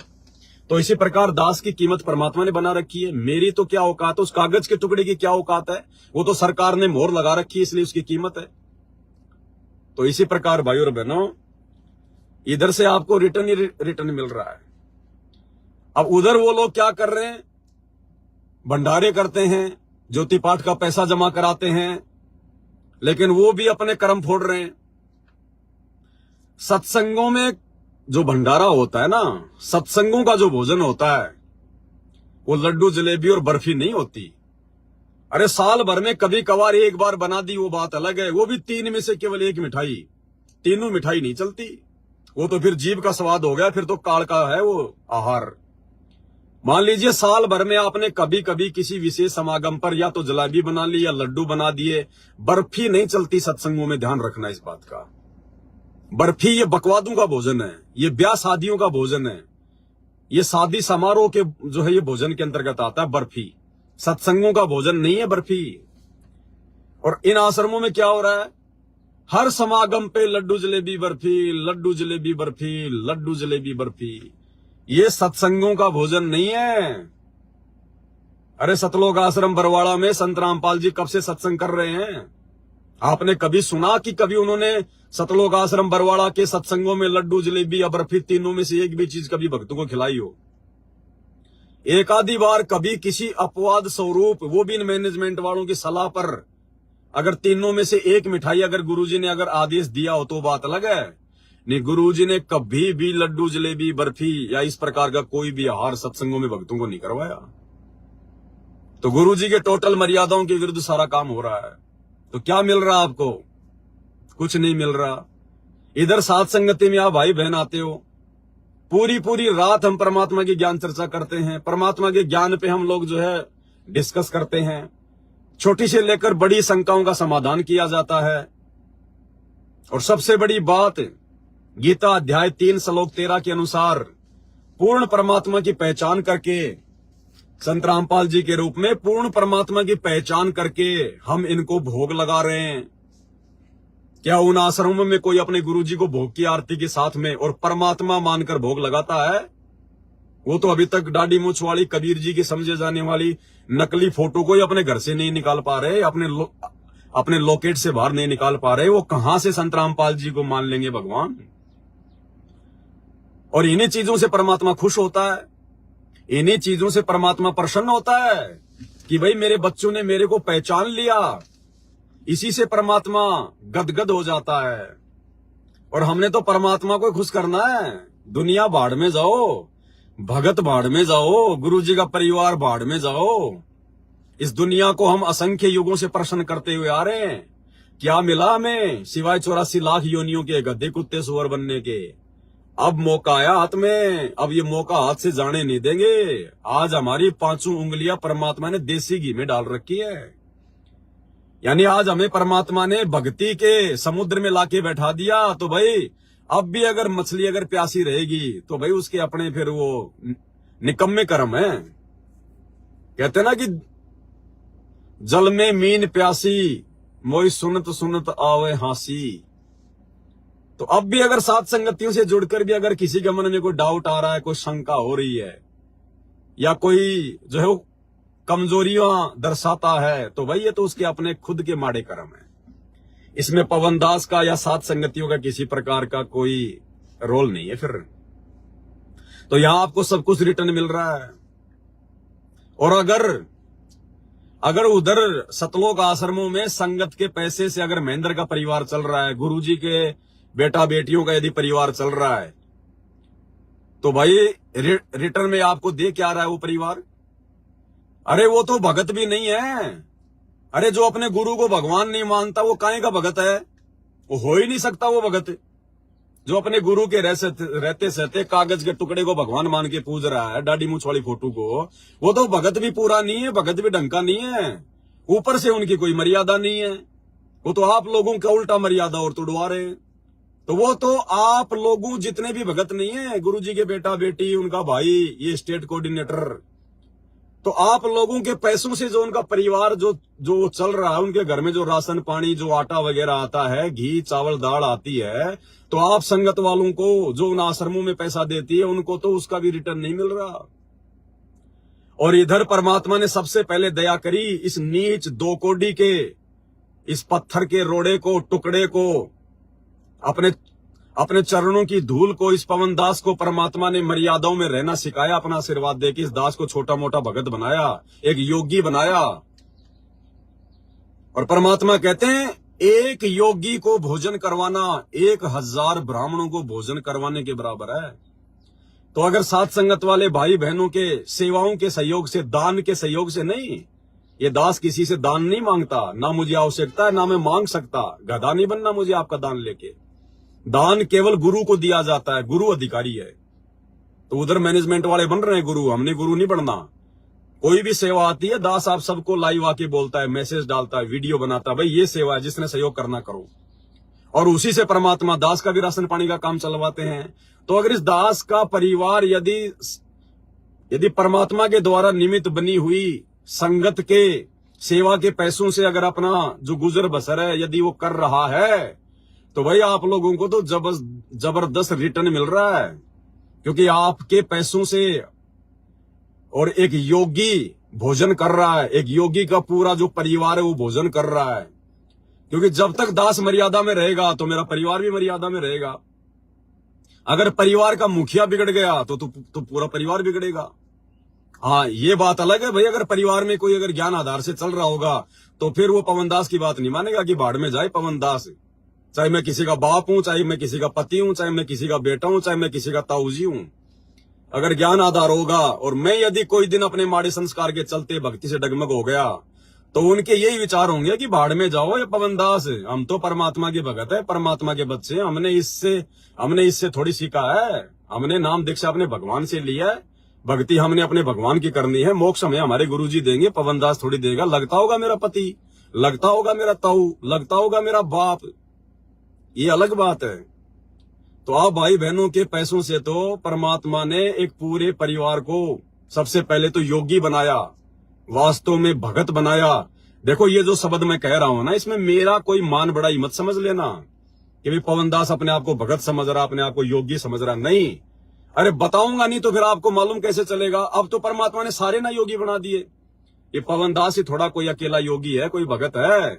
अब तो सात संगति से जुड़े हुए प्रत्येक भाई बहन योगी बन गए, भगत बन गए। और इसीलिए हम भाई बहनों को परमात्मा इतना रिटर्न दे रहा है। छोटी छोटी सात संगतियों में भाई बहन जाते हैं, 10 15 20 भगत आते हैं, आपस में मिलकर भंडारा बनाते हैं, गुरुजी को भोग लगाते हैं, फिर भंडारा करते हैं। उन 10-20 भगतों को खिलाने से ही हर भगत को परमात्मा कितना लाभ दे रहा है, जितना उधर आश्रमों में लाखों को खिलाने से नहीं दे रहा। क्योंकि सात संगतियों में जितने भाई बहन आते हैं वो सारे योगी हैं, वास्तव में जो भगत कहे जाते हैं। जिस प्रकार के भगत सतगुरु रामपाल जी भगवान जो बनाना चाहते हैं ना, विषय वासनाओं से दूर, अपने गुरुजी को ही परमात्मा मानना, अपने गुरुजी को भोग लगाना, दुनियादारी से कोई लेन देन नहीं, राजनीति से कोई लेन देन नहीं, रिश्तेदारियों तक में हमने जाना छोड़ दिया, बाहर का पानी तक पीना हमने छोड़ दिया। मजबूरी की बात अलग है। अब योगी और कैसा होता भाई? अब योगी के कोई सींग थोड़े लगेंगे कि तब पता चलेगा कि हाँ ये सामने से योगी आ रहा है। अब परमात्मा ने भोग क्रिया से दूर कर दिया, बाहर के भोजन से दूर कर दिया, अपनी भक्ति देके परमात्मा ने मर्यादित जो है मतलब कि भगत बना दिया। अब योगी और कैसा होगा फिर? तो अब सात संगतियों में अगर 10 भाई मिलके भी आपस में अगर गुरुजी को भोग लगा के भंडारा करते हैं ना, तो उन 10 भक्तों को भोजन करवाने का फायदा 10,000 लोगों को भंडारा करवाने के बराबर है। सामान्य लोगों का नहीं, आम समाज में हम जिनको जो मतलब ब्राह्मण कहते हैं, 10,000 ब्राह्मणों को भोजन करवाने जितना फल परमात्मा सूक्ष्म रूप से उन सभी भक्तों के अकाउंट में डाल देता है, सात संगति करवाने वालों के भी और सात संगति में सहयोग करने वालों के भी। तो ये सूक्ष्म रूप में है सारा खेल। जैसे मोबाइल से मोबाइल में गूगल पे से फोन से लाखों हजारों रुपए भेज दिए जाते हैं, लोगों को पता भी नहीं चलता। तो ये सूक्ष्म भक्ति है, इसका अकाउंट हमें बाद में पता चलेगा। जब यहां पर कोई विशेष आपत्ति आएगी उस समय परमात्मा सामने खड़ा मिलेगा और धर्मराज के दरबार में परमात्मा आगे खड़ा मिलेगा। अब बताओ अगर इस बात में कोई झूठ है तो बता दो, और इसका प्रमाण देख लो फिर आप कि वास्तव में ये सही है या गलत है, हमें रिटर्न मिल रहा है कि नहीं मिल रहा है। उन आश्रमों में जाने वाले लोग, इन आश्रमों में जब भी कोई समागम होता है और जो लोग वहां जाते हैं जो पिकनिक के लिए, सेल्फियां खींचने के लिए, मनोरंजन के लिए, लड्डू जलेबी खाने के लिए, कितने लोग रास्ते में एक्सीडेंट में मरते हैं, गाड़ियां पलट जाती हैं, परिवार का परिवार मर जाता है। महाराष्ट्र के लातूर जिले से 2018 में इसार की तारीख पे आ रहे थे, 13 भगत मर गए एक ही साथ, 13 भगत। क्या भगवान को नहीं पता था? क्या भगवान नहीं बचा सकता था? क्यों बचाएगा जब मर्यादा में नहीं हो तो, जब उनकी आज्ञा में नहीं चल रहे तो। इनके हर समागम में 10, 15, 20 भगत, तो ये जितने भी आश्रम इन्होंने खोल रखे हैं, इन आश्रमों में आते जाते समय यमराज को प्यारे हो जाते हैं। आप लोगों तक ये सूचना नहीं आने देते, वो तो सरकार की तरफ से कोई अखबार में आ गई तो आ गई, नहीं ये लोग आपको सूचना नहीं लगने देते। धनाना आश्रम में 4-5 भगत तो वहां पर बेचारे मजदूरी करते करते मर गए, वो आश्रम को जो है वो बनाते बनाते, वो तो बातें निकल के आ गई। इसलिए दास ने वो वीडियो बनाया कि 3 भगत ट्रैक्टर के नीचे दब के मर गए सेवा करते करते। काय का आश्रम है वो? आश्रम है वो मंदिर बन रहा है।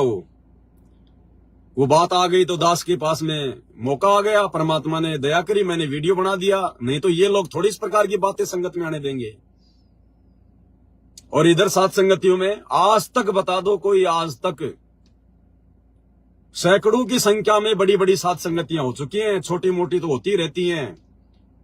आज तक बता दो अगर किसी भी भगत भाई बहन का कोई एक्सीडेंट हुआ हो, किसी का कोई हाथ टूटा हो, कोई पैर टूटा हो, या किसी की मौत हो गई हो सात संगतियों में आते जाते समय, या किसी भी सात संगत वाले भाई बहन का कोई उंगली का नाखून भी अगर उतरा हो, तो अब कोई बिल्कुल ही नालायक है, निकम्मा है, खाली टाइम पास के लिए आ रहा है और मर्यादा जो है निभाता नहीं है और नाम रख लिया सत्सेवक, वो तो मरेगा, उसका तो सब कुछ बेड़ा गर्क होगा, क्योंकि वो अपने भगवान के साथ में धोखा कर रहा है।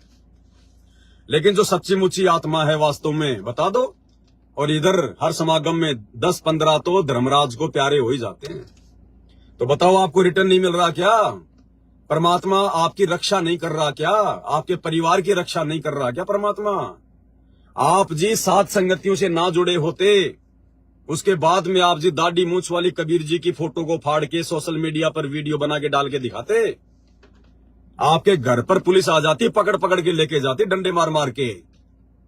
लेकिन समर्थ साथ में है, समर्थ सब कुछ प्रेरणा करके करवा रहा है। इस पवन दास की औकात नहीं है, ना ये पवन दास अपनी मर्जी से कुछ करता है। क्या मैं कभी सपन में सोच सकता हूं उस नकली कबीर की फोटो को फाड़ने की? लेकिन भगवान ने फड़वानी तो फड़वा दी, हम तो उनके आदेशों के गुलाम हैं।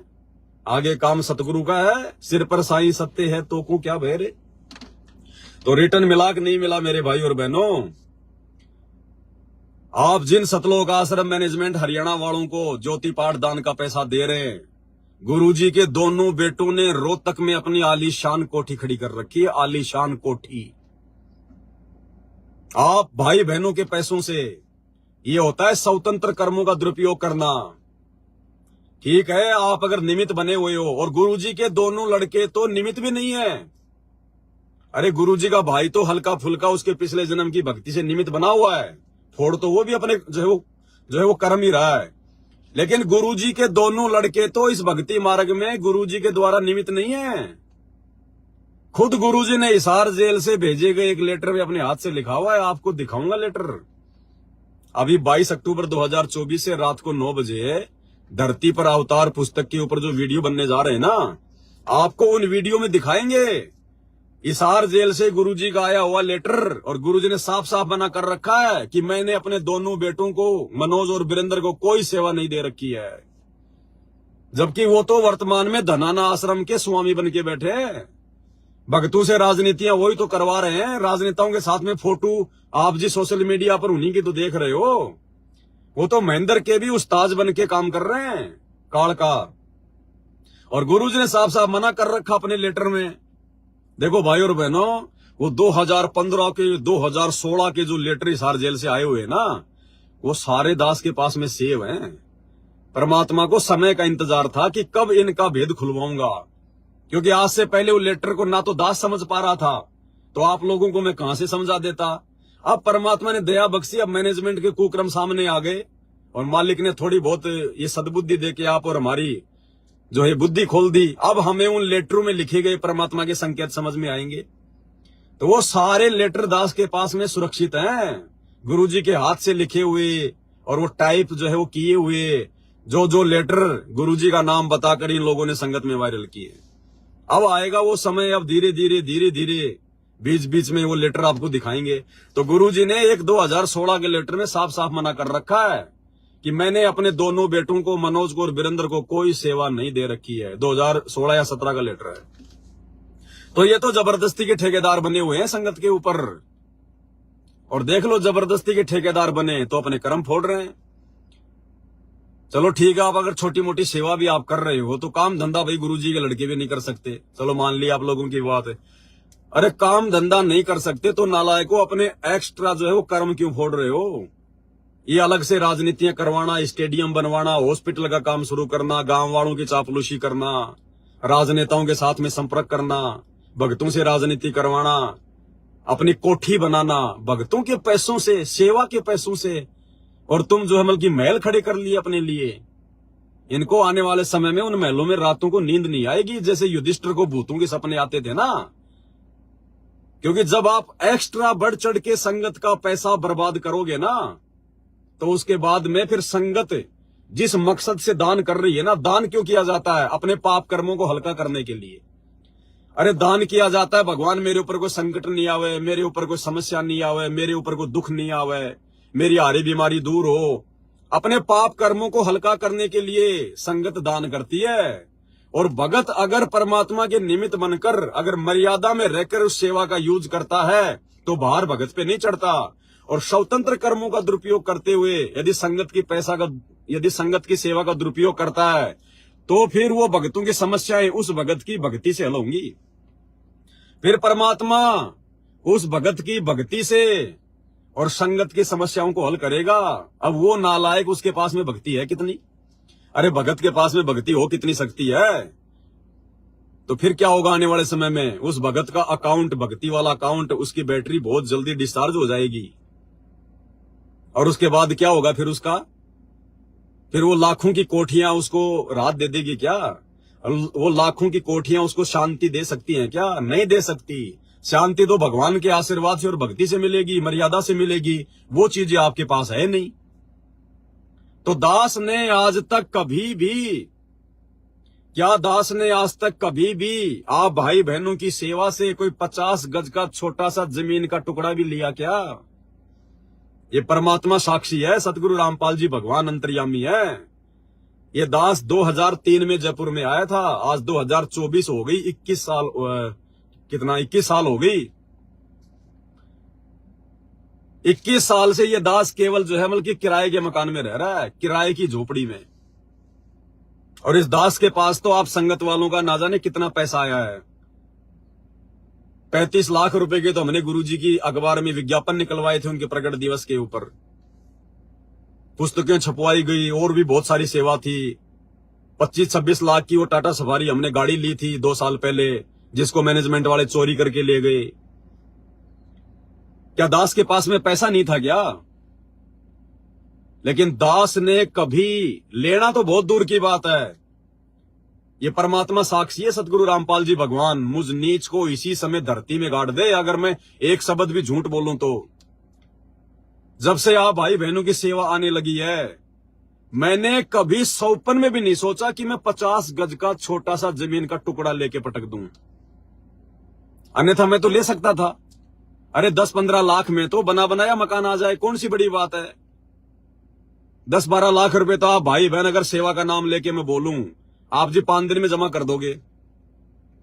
तो मैं चाहूं तो 10-15 लाख रुपए का कोई भी छोटा सा कोई फ्लैट वगैरह, कोई 2 BHK या फिर जो है मतलब 3 BHK लेके मैं पटक सकता हूं और कह दूंगा भैया मैंने तो सेवा के लिए लिया है, मैंने तो सेवा के लिए लिया है, जब गुरुजी आएंगे तब बेच देंगे और गुरुजी को पैसे दे देंगे, मुझे कौन मना करेगा।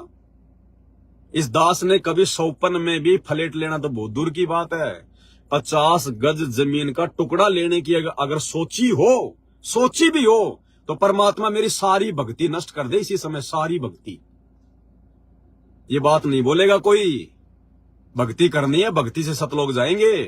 लेकिन भगवान ने जो दृढ़ता दे रखी है, जो सच्चाई है, सच्चाई को डंके की चोट पे बोलते हैं। कभी भी नहीं सोचा दास ने।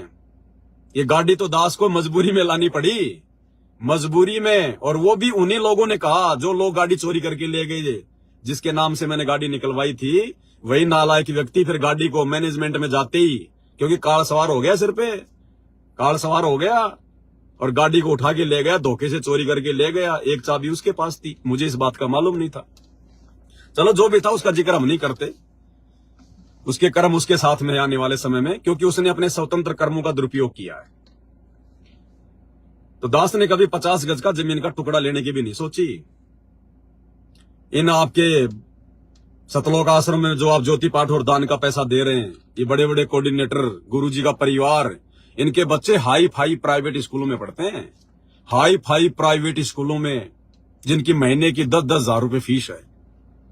इस दास ने पिछले 3 वर्षों से अपने दोनों बच्चों को और अपने दोनों भाई के बच्चों को घर पे बैठा रखा है, दोनों को घर पे बैठा रखा, उनकी पढ़ाई छुड़वा दी कि बच्चा नहीं जाना स्कूल में, छोड़ो भाड़ में गई शिक्षा। शिक्षा का काम है भगवान को पहचानना, ये शिक्षा हमारा पेट नहीं भरेगी। हमारे दादा परदादा कोई BA MA करके अपना पेट नहीं भरते थे, अनपढ़ थे, उस समय शिक्षा भी नहीं थी।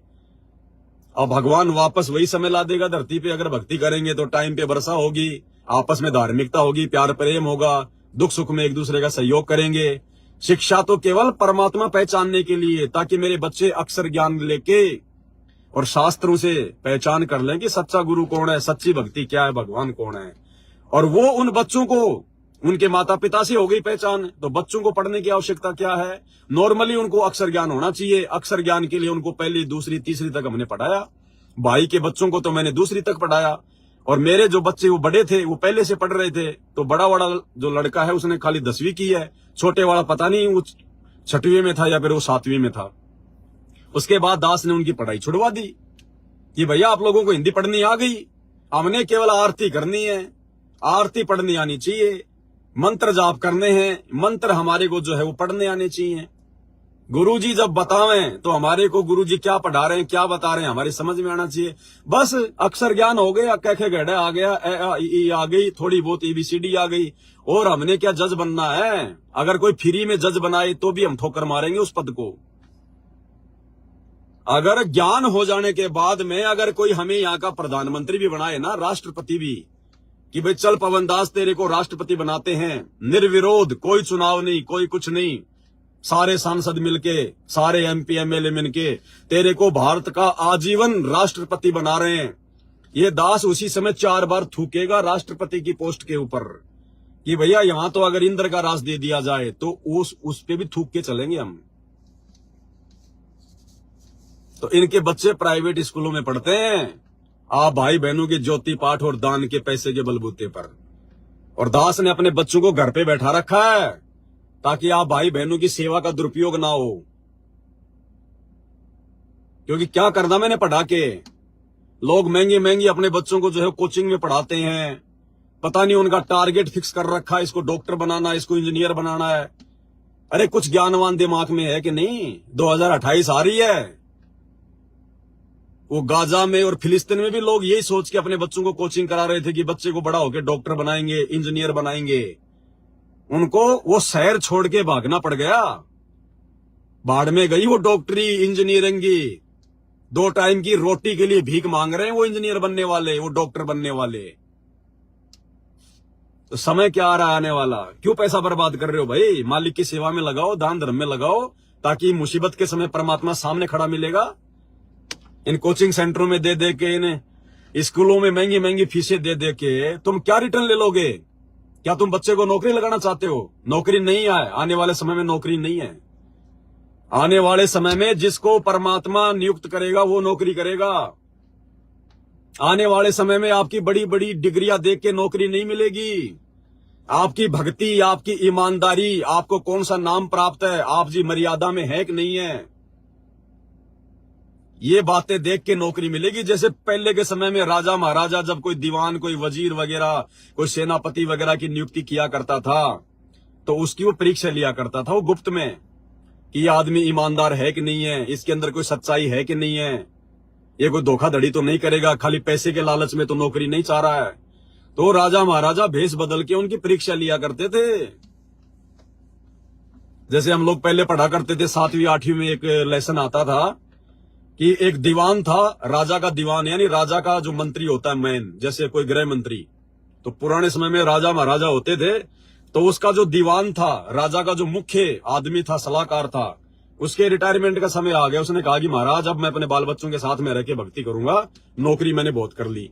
तो राजा को चिंता होगी कि भाई ऐसा दीवान मुझे और कहां मिलेगा।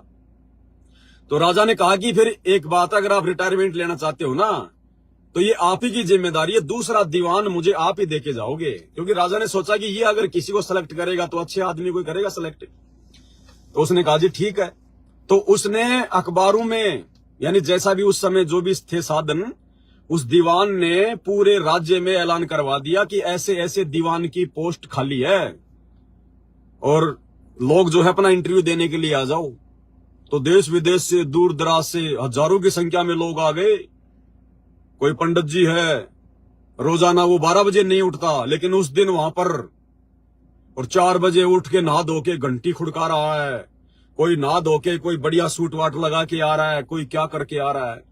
और वो जो दीवान था उसने क्या किया, जब देखा कि बहुत सारे लोग आ रहे हैं इंटरव्यू के लिए, उसने एक बैलगाड़ी ली और बैलगाड़ी में उसने जो है बाजरे की बोरियां रख ली, अनाज की, और जानबूझ के एक जो कीचड़ की जगह थी उसमें बैलों को हाँक दिया और वो गाड़ी उस कीचड़ में जाके फंस गई।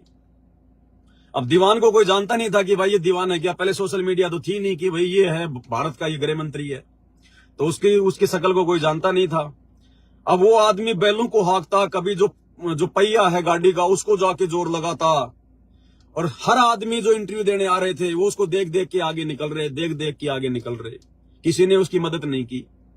एक आध को उसने कहा भी भैया थोड़ा हाथ लगा दे। उसने कहा कि क्यों लगा दे, मैं कोई छोटा मोटा आदमी हूं क्या, दीवान का इंटरव्यू देने जा रहा हूं, कपड़े गंदे हो जाएंगे मेरे, हाथ लगा दे, क्यों इतना वजन ढो रहा है। बोला भाई ठीक है। अब फिर लास्ट में एक व्यक्ति आया बेचारा, उसने अपनी डिग्री वगैरह रखी और अपने जो पायजामे पूजामे जो कपड़े थे अपने उतारे और जो भी को टॉवल वगैरह लपेट के ताकि गंदे ना हो जाएं, और उस कीचड़ में आ गया। बोला जी आप अपने बैलों को हाको, मैं पीछे से धक्का लगाता हूं। तो उसने कहा रे भैया तू भी तो दीवान का इंटरव्यू देने जा रहा है। बोला जी हाँ। बोला तेरे कपड़े गंदे हो जाएंगे यार, तू लेट हो जाएगा। बोला जी कोई बात नहीं, इंसानियत से बड़ा कोई धर्म नहीं है, मानवता से बढ़कर कोई धर्म नहीं है। कोई बात नहीं, मेरे भाग्य में होगी तो मिल जाएगी, नहीं तो कोई दिक्कत नहीं, भगवान 2 टाइम की रोजी रोटी तो मुझे दे ही रहा है। और उसने धक्का धुक्का लगा लोगों के, वो तो नौटंकी कर रहा था, और उसने मारा बैलों को खींच कर, बैलगाड़ी निकाल के ले गए आगे। अब उसने उसकी शकल पहचान ली दीवान ने, और जाके दीवान अपनी गद्दी पे बैठ गया और जितने भी थे सबको रिजेक्ट कर दिया। बोला जी मैंने ये कर रखा है, मैंने ये कर रखी है, मैंने जो है मतलब गुरुकुल में पढ़ाई कर रखी है, मैं नालंदा विश्वविद्यालय से संस्कृत का आचार्य हूं। बोले ले जा तेरा संस्कृत का आचार्य, मुझे कोई ये कड़ी बना के खानी है क्या तेरी डिग्रियां? जब तेरे अंदर धार्मिकता नहीं है, मानवता नहीं है, इंसानियत नहीं है तेरे अंदर, जो दूसरों के दुख दर्द और तकलीफ को तू नहीं समझ सकता, तो काहे का तू दीवान बनेगा? ऐसा ही तू मेरी जनता का तू मेरा सत्यानाश करेगा। और उस व्यक्ति को बिना डिग्री देखे, बिना कुछ देखे, क्योंकि उसकी परीक्षा ले चुका था, उसको दीवान की पोस्ट पे खड़ा कर दिया। तो आने वाले समय में मेरे भाई, कलयुग में सतयुग आ रहा है, उससे भी अच्छा समय आएगा, उससे भी अच्छा समय। ये डिग्रियां देख देख के कोई नौकरी नहीं मिलेगी, चाहे आप MA BA PhD कुछ भी कर लो आप। तो परमात्मा ने दया बख्शी, दास ने बच्चों को स्कूल से भी हटा लिया। तो बताओ आप लोगों को रिटर्न मिल रहा कि नहीं मिल रहा भाई और बहनों? हाँ, जिस दिन ये दास बिगड़ जाएगा, देखो दास ने आप लोगों को बहुत पहले वीडियो में एक बात कही थी कि इस दास को मेरे गुरुदेव भगवान ने खड़ा किया है, संगत वालों ने खड़ा नहीं किया है, मैनेजमेंट वालों ने खड़ा नहीं किया है, गुरुजी के परिवार वालों ने खड़ा नहीं किया है। इस दास को मेरे गुरुदेव भगवान ने खड़ा किया है। अगर मैं नीचे गिरूंगा तो मेरे खुद के नीच कर्मों से गिरूंगा, अन्यथा मुझे मेरे गुरुजी के अलावा दूसरा कोई बैठाने वाला नहीं है। इस 21 ब्रह्मांड में मेरे गुरुजी के अलावा मुझे इन सेवाओं से हटाने वाला, मुझे चुपचाप बैठकर, यानी मुझे चुपचाप बैठाने वाला, साथ संगति से नीचे गिराने वाला 21 ब्रह्मांड में कोई नहीं है। ये मैं अपने गुरुजी के विश्वास के बलबूते पे कह रहा हूं, क्योंकि परमात्मा समर्थ है, काल का बाप है। और बेटे ने यदि बाप की जो है, मतलब अगर प्रत्येक आज्ञा का अगर पालन अगर जो है वो कर लिया, अपने बाप से अगर वो चिपट गया, तो बाप फिर अपने बेटे को जो है वो छोड़ेगा क्या? तो दास ने पहले कहा था कि पवन दास अगर नीचे गिरेगा तो अपने नीच कर्मों से गिरेगा, या मेरा गुरु भगवान मुझे नीचे बैठाएगा, दूसरा कोई नहीं बैठा सकता। और कितने कोशिश कर ली काल ने, 2014 से लेके वर्तमान 2024 तक जेल तक करवा दी, मुकदमे झूठे लगवा दिए, संगत में बदनाम कर दिया, ठग, गुरुद्रोही, फलाना दिखना, मार पीट कर ली ताकि ये डर जाए, बैठ जाए। क्या बैठा पाए? वो खुद ही बैठ गए, आज वो खुद ही बैठ गए काल की गोद में। तो भाई और बहनों, परमात्मा जिन आत्माओं को निमित्त बनाएगा, और परमात्मा हजारों को निमित्त नहीं बता, सैकड़ों को निमित्त नहीं बनाता, निमित्त केवल एक ही होता है परमात्मा का पूरी संगत में, केवल एक ही। लेकिन यहां पर संगत की दो फाड़ हो गई, क्योंकि मालिक को इस बात का पता था कि आगे चलकर यह महेंद्र काल का एजेंट बनेगा। एजेंट तो पहले से बना हुआ था, इसलिए परमात्मा ने संगत में दो पार्ट कर दिए, और मैनेजमेंट का मुखिया हो गया वो महेंद्र, मनमुखी रूप से अपने आप को समझने लग गया, और दास को परमात्मा ने खड़ा किया है। दास मनमुखी रूप से खड़ा नहीं हुआ, दास कोई अपनी तरफ से नहीं बढ़ा इधर। और ना हमारी साथ संगतियों में कोई सरदार है, ना कोई कोऑर्डिनेटर है, ना कोई विशेष भगत है, सब सेवादार है, सब भगवान के बच्चे हैं, कोई ऊंच नीच नहीं, कोई कुछ नहीं। तो संगत में निमित्त केवल एक ही होता है भाई और बहनों, दो नहीं होते। वो तो मजबूरी में मालिक ने उन आधे अधूरे भक्तों को, लाखों करोड़ों भक्तों को रोकने के लिए, उन आधे अधूरे भक्तों को भक्ति पे लगाए रखने के लिए, अगर परमात्मा मैनेजमेंट वालों के माध्यम से थोड़ा बहुत अगर इस प्रकार का ये ना करवाए ना, ये भंडारे संडारे वगैरह इस प्रकार से, तो ये जाति कहां संगत है? क्योंकि सात संगतियों में ये रुक नहीं पाती, क्योंकि सात संगतियों के नियम क्या है आप सबको पता है। यहाँ तो अच्छे अच्छे भाग गए जो अपने आप में बहुत बड़े सुप्रीम जो भगत बने फिरते थे, यहाँ आने के बाद पता चलता है यार ये भी नहीं करना, ये भी नहीं करना, भगवान प्रसन्न करना है, भक्ति सफल करनी है, तो ये भी नहीं करना, वो भी नहीं करना, वो भाग गए। अब वो आश्रम के पीछे जो लाखों करोड़ों की संगत है, वो सात संगतियों के लायक नहीं है, वो सात संगत वाले नियम फॉलो नहीं कर सकती। तो परमात्मा ने उनको उधर रोकना जरूरी था। अगर उधर भी ना रुके, क्योंकि वो लोग ड्रामेबाजी से खुश हैं, वो लड्डू जलेबी बर्फी से प्रसन्न है, उनको ज्ञान आधार से मतलब नहीं है, उनको घूमने फिरने से मतलब है। तो परमात्मा ने उसी प्रकार से और उन्हीं आत्माओं को निमित्त बना के उनको वहीं रोका हुआ है, क्योंकि मैनेजमेंट भक्ति कर रहा था माया के लिए, पैसे के लिए। गुरुजी का भाई भक्ति कर रहा था पैसे के लिए, गुरुजी के बेटा बेटी भक्ति कर रहे थे धन के लिए, माया के लिए, मोक्ष के लिए नहीं कर रहे थे। तो परमात्मा ने उनको भी तो उनके भक्ति की चाहत में देना था, तो इधर से संगत को भी जोड़ के रख दिया। ज्योति पाठ की आड़ में संगत भी जुड़ी हुई है, लड्डू जलेबी बर्फी की आड़ में संगत भी जुड़ी हुई है, ज्योति पाठ का पैसा भी दे रही है। और उन्होंने जो मांगा था परमात्मा की भक्ति के बदले में, अपने मन में जो धारणा बना के वो जो भक्ति पे लगे हुए थे, अहंकार, मान बढ़ाई, धन, वो संगत को निमित्त बना के परमात्मा ने उनकी झोली में डाल दी कि लो भैया धन जितना चाहिए उतना लो, लेकिन मोक्ष नहीं है। तो वो संगत, आश्रमों वाली संगत, सात संगतियों की योग्य नहीं थी। इसलिए परमात्मा ने उनको भी, क्योंकि तो सबका बाप है, ये तो दयालु है, ये अपनी तरफ से धक्के नहीं मारता। अब जो बिल्कुल ही निकम्मा है, अपने खुद के कर्म फोड़ के भाग जाए तो बात अलग है। तो परमात्मा को पता था कि सात संगति में ये आत्मा जा नहीं सकती, क्योंकि सात संगति में जुड़ के भक्ति ये कर नहीं सकती, क्योंकि सात संगति के नियम मर्यादा निभाने के योग्य ये लोग है नहीं। और यदि मैंने आश्रमों में इनको नहीं अगर रोक के रखा किसी भी बहाने से, तो ये अपने घर पे बैठ के भक्ति नहीं कर पाएंगी। थोड़े बहुत दिनों में या तो दूसरे पंथों में भाग जाएंगी या भक्ति छोड़ देंगी, बिल्कुल ही मर्यादा में नहीं रहेंगी, तो इनका जड़ से इनका सत्यानाश हो जाएगा। तो परमात्मा तो भाई एक तीर से अनेकों शिकार करते हैं। तो मालिक ने उन आधे अधूरे भक्तों को भी आश्रम वालों के माध्यम से रोक के रखना था कि भाई जैसी संगत वैसे उनकी मुखिया, दोनों आपस में कम से कम पड़े तो रहेंगे। जैसे बैल को आपस में जोड़ दिया जाता है ना गले से, कि कहीं आपस में ना भागे। दो बैल होते हैं ना, दो बैल होते हैं जो ज्यादा मतलब जो शरारत करते हैं, तो किसान क्या करता है, दोनों बैलों के जो गले की रस्सी होती है वो एक दूसरे से बांध देता है। अब वो इधर खींचे और वो इधर खींचे, तो ना तो वो इधर जाए ना वो इधर जाए, जैसा भी है आपस में वो बंधे पड़े रहे।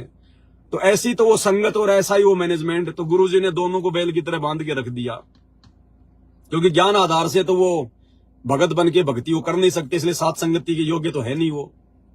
तो परमात्मा ने इस प्रकार से भाई और बहनों सबको अपने अपने स्तर पर, जैसा जिसकी बुद्धि है, जैसा जिसको ज्ञान है, इस दयालु परमात्मा ने सबको उसी हिसाब से रोक के रखा हुआ है। तो ये मौका दे रहा है, ये सात संगत वालों को भी मौका दे रहा है भगवान, और मैनेजमेंट वालों को भी मौका दे रहा है। तो भाई और बहनों बहुत सारी बातें हैं। और तीसरी बात भाई और बहनों, आप जितने भी सात संगति से जुड़े हुए भाई बहन है ना, आप परमात्मा की विशेष आत्माएं हैं, सब की सब। उन लाखों करोड़ों आश्रमों में जाने वाले भक्तों से सुप्रीम आत्मा हो आप सभी भाई बहन, क्योंकि आप लोग उधर रह नहीं सकते थे। धीरे धीरे धीरे धीरे जिस प्रकार से संगत उनके उल्टे कर्मों में सहयोग कर रही है ना, संगत को भी आनंद आ रहा है राजनीति करने में, घूमने फिरने में, गुंडों की सीबीआई जांच में जाने में, रैलियों में जाने में। लेकिन आप लोगों को आनंद नहीं आ सकता था, क्योंकि आप परमात्मा की पिछले जन्मों की विशेष आत्माएं हैं। तो आप लोगों ने उन आश्रम वालों से दूर हटना ही हटना था, क्योंकि आप लोगों को केवल जो है बल्कि भक्ति प्यारी है, आप लोगों को भगवान चाहिए था। अब उनसे हटके फिर आप जाते कहां, उनसे हटके आप जाते कहां, घर बैठ के भक्ति नहीं कर सकते। तो फिर कभी न कभी काल आप लोगों को भी भ्रमित कर देता, या तो मर्यादा टूटती रहती, या दूसरे पंथों में चले जाते, या जैसा भी था।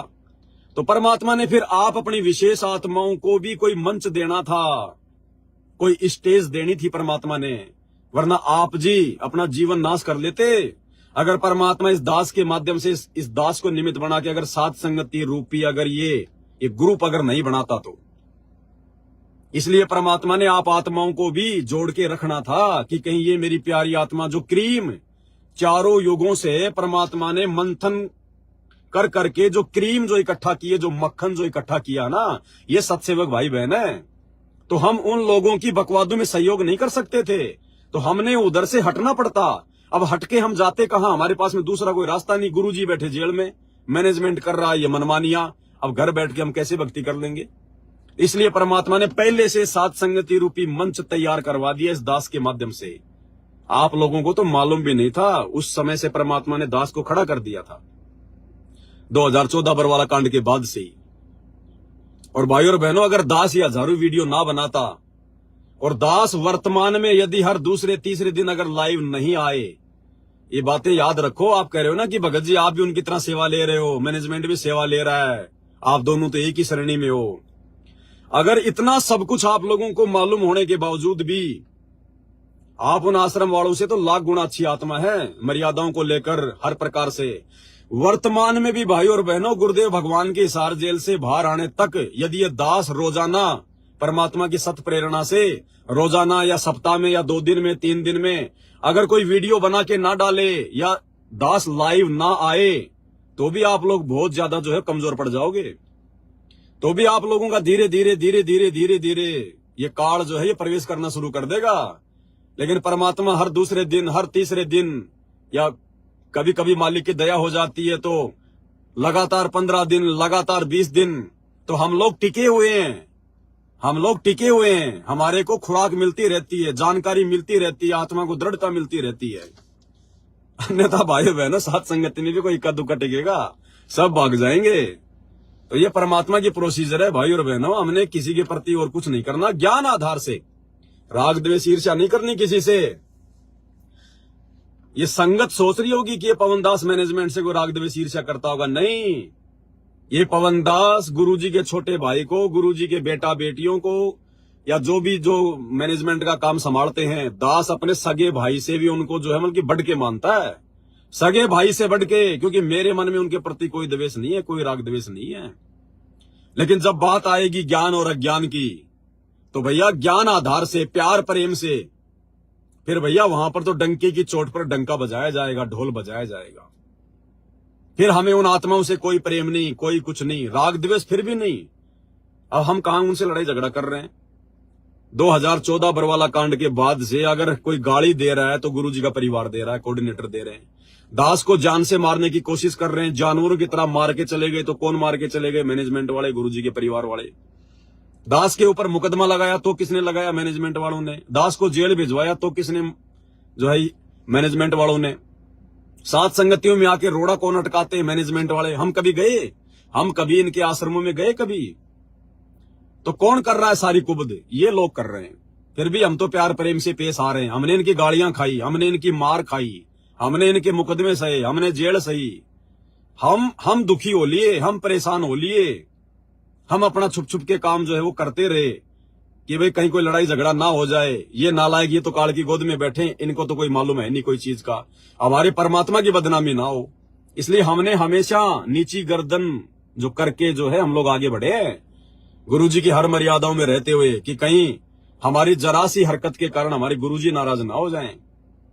ये दो हाथ तो हमारे भी हैं, अगर वो चार मारेंगे तो एक दो तो हम भी मार ही सकते हैं। वो अगर 20 गाड़ी निकालेंगे, एक गाड़ी तो हम भी निकाल ही सकते हैं। क्यों? परमात्मा ने बताया, वो प्रहलाद भगत अगर त्रेता युग में जो अपने बाप से संघर्ष कर रहा था हिरण्यकशिपु से, वो प्रहलाद भगत अगर भगवान विष्णु पे आश्रित ना होके अगर अपने हाथ में अगर वो डंडा भी उठा लेता ना, भले मारता नहीं, अगर वो डंडा भी उठा लेता, परमात्मा फिर उसकी मदद करने नहीं आता कि बेटा अब तो ये डंडा तेरा भगवान है। तो भगवान ने हर प्रकार से समझा रखा है कि बेटा जब तक मेरे ऊपर आश्रित रहेगा तेरा कोई बाड़ बाका नहीं कर पाएगा, और जितना लोग तुझे नीचे गिराएंगे उतना ही तू ऊपर बढ़ेगा अगर भगवान के ऊपर आश्रित रहेगा, अपने गुरु पे आश्रित रहेगा। तो आज कोई भी आदमी ऐसा नहीं है जगत वाला, आपके भगत भी, जिन भगतों के पास में गाड़ियां ना, अपनी गाड़ी में छोटा मोटा कोई डंडा लेके चलते हैं, कोई बेसबॉल वगैरह, कोई हॉकी वगैरह, कि पता नहीं कहीं लेट हो जाएं, कहीं रात बिरात, कहीं कोई जंगल वंगल में कोई आ जाए ऐसा आदमी, कोई हो जाए छोटी मोटी लड़ाई झगड़ा, छोटा मोटा कोई डंडा वंडा अपनी गाड़ियों में लेके चलते हैं। हम नीचों ने कभी सौपन में भी नहीं सोचा, जबकि पूरे देश में घूम लिए हम, पूरे देश में हमने कभी सौपन में भी नहीं सोचा कि छोटा सा कोई डंडा रखे अपनी गाड़ी में। हमारा डंडा हमारा गुरु भगवान है, और गुरु भगवान जब सामने खड़ा हो जाएगा, अच्छे जो डंडे वाले है ना भाग जाएंगे दौड़ के। तो ये विश्वास होना चाहिए हमारे को। अगर हमें कोई जान से मारने के लिए सामने अगर बंदूक लेके खड़ा हो गया, और गलती से अगर उसकी बंदूक हमारे हाथ में अगर किसी ने दे दी छीन के, हम उस बंदूक को दूर फेंक देंगे। हम अपना बचाव के लिए ऐसा कोई भी जो है बल्कि कुकर्म नहीं कर सकते। ये ज्ञान दिया है सतगुरु ने, ये ज्ञान दिया है हमारे परमात्मा ने। सत साहिब क्या हुआ? कब से खड़े यहाँ? अब मैं सोचा यहाँ पे थोड़ा नेटवर्क ठीक आ रहा था, ये लाइव आ गया। ऊपर आए नहीं। कोई बात नहीं। आप कहाँ जा रहे हो? थोड़ा पत्रकार में लेके जा रहा हूँ उन लोग के बच्चे को, रिजल्ट देखने के लिए बुलाया था हमने, रिजल्ट देखा हमने। ठीक, बस हो गया लाइव, थोड़ा बहुत बचा। जाओगे घर? घर ही जाऊंगा, और क्या करूँगा। वीडियो बनाओगे आज? वीडियो तो रोज ही बन रहे हैं, फिर 22 तारीख से लाइव चलेंगे। हाँ, तो अब जब रिजल्ट देखा था फटाफट। सत साहिब जी कोई भगत भाई आ गया था, सत्सेवक था मैनेजमेंट वालों से, तो कोई अपना 36 का आंकड़ा चल रहा, आपको पता ही है। तो भाई और बहनों, अब बहुत सारी बातें हो गई हैं, संध्या आरती का भी समय हो गया है, 5:40 हो गई है। 6 बजे तक या 6 से पहले हम लोग संध्या आरती करने लग जाते हैं। तो कहने का मतलब है, निष्कर्ष यही है कि मैनेजमेंट को भी संगत पैसा दे रही है, दान भी दे रही है, जमीन भी दे रही है, इधर सत्सेवकों की तरफ से भी थोड़ा बहुत कुछ सहयोग आ जाता है। अब उसका रिटर्न किसको क्या मिल रहा है? उसके रिटर्न के बदले में कभी 2 मिनट बैठ के आप विचार करना। आप सत्सेवक भाई बहनों का आचार विचार व्यवहार बोलचाल ज्ञान आधार, और मैनेजमेंट वाले भक्तों का आचार विचार बोलचाल ज्ञान आधार सड़ी गली भक्ति कर रहे हैं। सड़ी गली भक्ति, बदबूदार भक्ति, कोई मर्यादा नहीं है। और आप लोगों के अंदर परमात्मा ने दिन रात का चेंज कर दिया, दिन रात का चेंजमेंट। एक तारा और एक चांद, उन दोनों में कितना अंतर होता है वो उन तारों की बात है। मैनेजमेंट वाले मर्यादा नहीं है, चाहे कितना ज्योति पाठ कर दो, कितना धर्म कर दो, कितने बड़े भगत बन जाओ, कितना ही कुछ कर लो, ये भगवान दान धर्म से पैसे से ज्योति पाठ से ये किसी का भिखारी नहीं है। जो आप जिस ज्यादा दान दोगे तो भगवान आपसे ज्यादा प्रसन्न होगा। अगर भगवान अगर पैसे से प्रसन्न होना होता ना, ये नकली भगवान तो हो सकते हैं, नकली साधु संत तो माया से हो सकते हैं प्रसन्न, लेकिन ये तो असली भगवान है। साधु भूखा भाव का, धन का भूखा नहीं, जो कोई धन का भूखा वो साधु भी नहीं। अगर ये भगवान भी अगर धन से प्रसन्न होने वाला होता तो आपका मुकेश अंबानी, टाटा, बिरला ये भगवान को बंबई से बाहर नहीं निकलने देते, भगवान को पैसों में तोल देते। ये भगवान तो भगत की भक्ति से, उसकी श्रद्धा से, उसके भाव से, उसकी मर्यादाओं से प्रसन्न होगा। और ये सबसे बड़ा धन है भगत का। और ये सबसे ज्यादा धन वर्तमान में संत रामपाल जी की करोड़ों की संगत में केवल 7 संगति वालों के पास है। और इसी अनमोल धन की बदौलत हम गुरुजी के चरणों में बैठे हैं, और गुरुजी अपने पलकों पर बैठा के रखेंगे आने वाले समय में। उंगली का नाखून भी नहीं उतरने देगा ये समर्थ भगवान। ये अंतर्यामी परमात्मा पल पल सबको देख रहा है, हर एक की भक्ति, हर एक की मर्यादा, हर एक के ऊपर इसकी नजर है। चाहे पाताल लोक में जाके बैठ जाना, सतगुरु रामपाल जी भगवान वहां भी देख रहा है शीशे की तरह। ये अविगत है, इसकी गति को कोई नहीं जान सकता, काल भी नहीं जानता। आप और हमारी 2 कोटि के जीवों की औकात क्या, हम तो वैसे बातें कर लेते हैं मालिक की महिमा में। तो भाई और बहनों, इस प्रकार की जो मन में जो त्रुटियां है ना, ये अपने भगत भाई बहनों के प्रति नहीं आनी चाहिए। हाँ, यदि आपने ऐसा कोई दोष देखा है, यदि आपने इस प्रकार की कोई कमी अगर देखी है, तो आप जी कह सकते हैं कि भगत जी आप यहाँ पे सेवाओं का दुरुपयोग कर रहे हैं। और दास तो बार बार कह चुका भाई और बहनों, दास ना कोई रिश्तेदारी में जाता, ना कोई गांव में मेरा कुछ लेना देना है, ना मेरा कोई यार दोस्त है, ना मैं कोई काम धंधा करता, तो मैं जाऊंगा कहाँ? ना मैं कोई पिकनिक मनाने जाता, ना घूमने जाता। ये गाड़ी केवल 7 संगतियों के अलावा, भगत भाई बहनों के अलावा कहीं कोई जाती नहीं है, तो कहां से दुरुपयोग होगा? और मैनेजमेंट वालों की सैकड़ों गाड़ियां जब आते हैं चुनाव, तो राजनेताओं की चापलूसी में घूमती हैं। वो अपने सारे काम करते हैं उन गाड़ियों से जो नहीं करने चाहिए। तो भाई और बहनों, बताओ दुरुपयोग कहां हो रहा है?